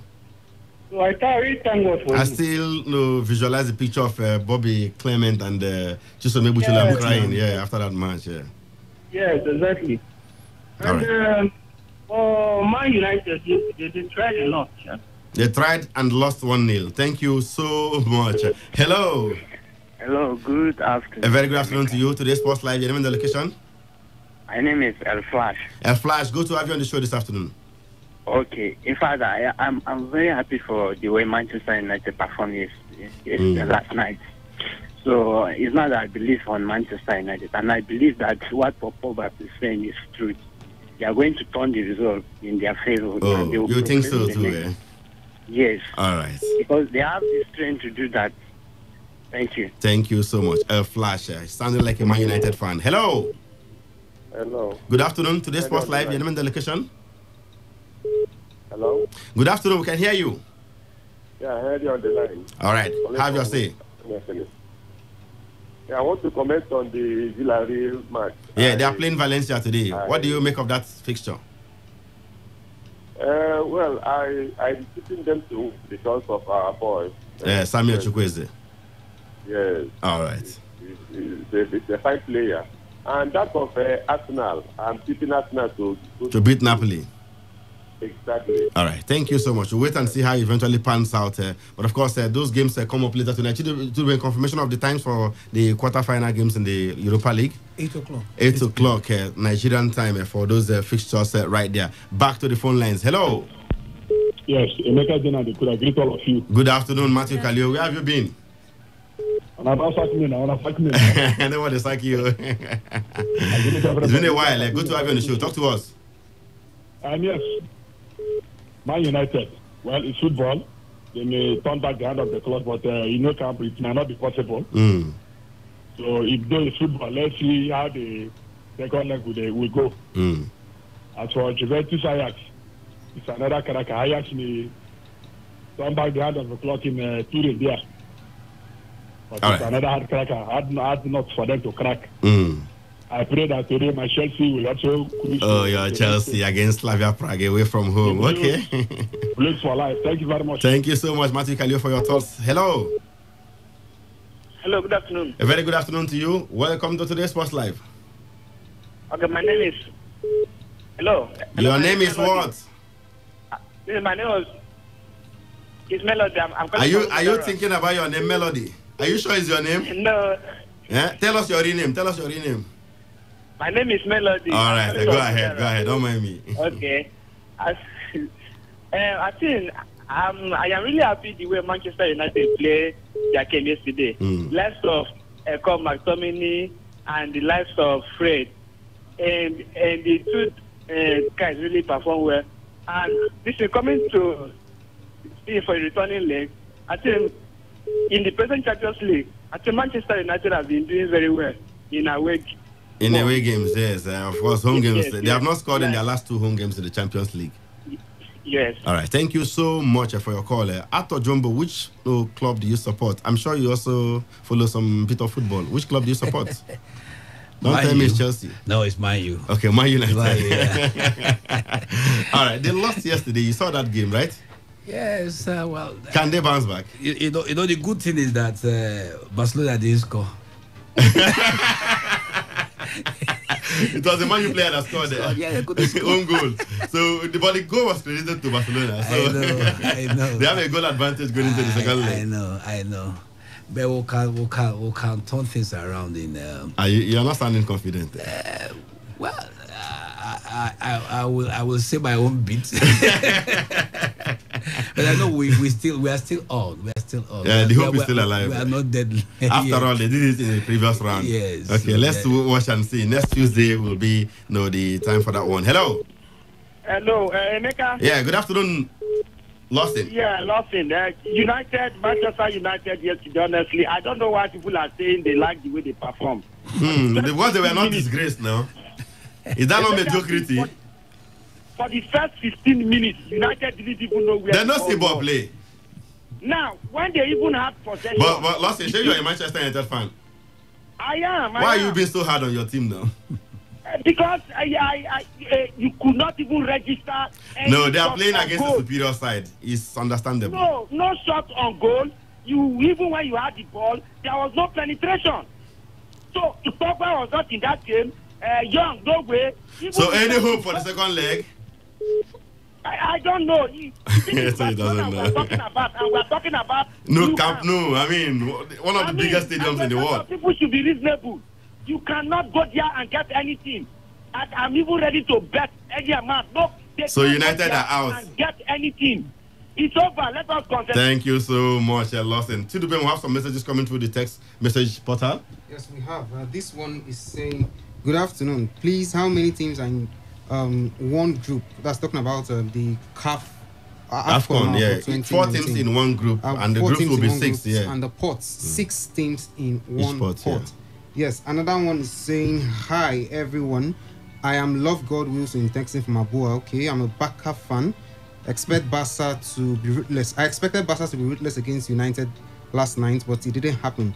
Though they dominated statistically, but with what I saw yesterday, there is still a mission to be completed." He's saying he believes Manchester United can do it against Barcelona. All right, we'll have to leave it there. Really sorry we can't take all the messages. Time not our friend. No, each time we talk sports here. But before we go, Ato Jumbo, final words on the show. Saturday we have the 4-team tournament for under 16 players where we're presenting hockey sticks to them, and teams from Bayelsa, Rivers, Imo, and Abia, right? And of course, at the end of the day, we eventually, you're giving out to the society. So your final words, on the show regarding that, event and all that. Okay. Well, let me do an open invitation to everyone, please. If you've not seen the game of hockey before, please, come to the Yakubu Stadium on Saturday. Because we also have dinner after the game, so you really enjoy yourself. Can you feed the whole Port? You don't enter trouble. Let them come first. All right, that's the most we can take. Many thanks to the guys in the building, Obina, Chidubem, top striker, and of course, the Doc as the pretty one. Mecca Dena is my name. And we'll be back tomorrow for another exciting edition of Today's Sports Live. And of course, the Sports Attack comes your way 7:30 tomorrow morning. Until then, do have yourselves a wonderful evening out there and keep it locked on this dial. Today, 95.1 FM, the voice of the people. Murakosi. Thank you.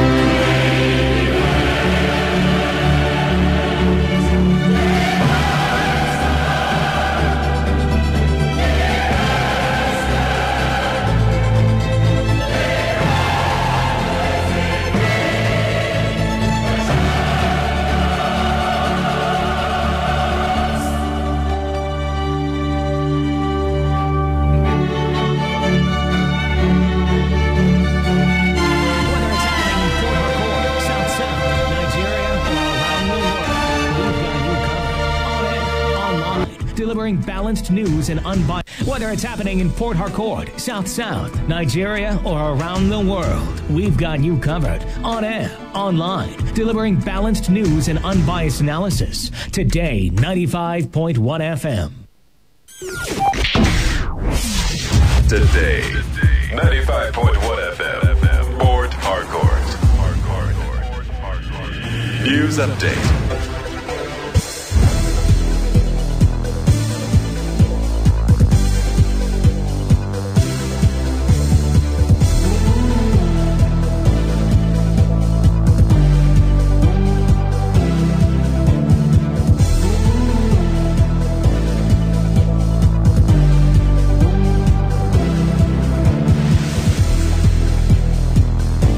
Good afternoon, here's the news update at 4 on Today 95.1 FM, Port Harcourt. I am Kala Dakarubatubo. President Mahmoud Buhari has ordered the security agencies in the country to ensure that all bandits are immediately dealt with. The president gave the directives when he met with service chiefs at the President Villa in Abuja. Addressing State House correspondents at the end of the closed-door meeting, the Chief of Defense Staff, General Gabriel Olunusakin, disclosed that the president issued marching orders to the military to ruthlessly address the security challenges in the country. According to him, the president said no stone should be left unturned towards securing every part of the country. The River State Contributory Pension Scheme Reform Bill 2019 has been committed to 3 committees by the State House of Assembly. Lawmakers at the Assembly during consideration of the bill said there is need to update the state pension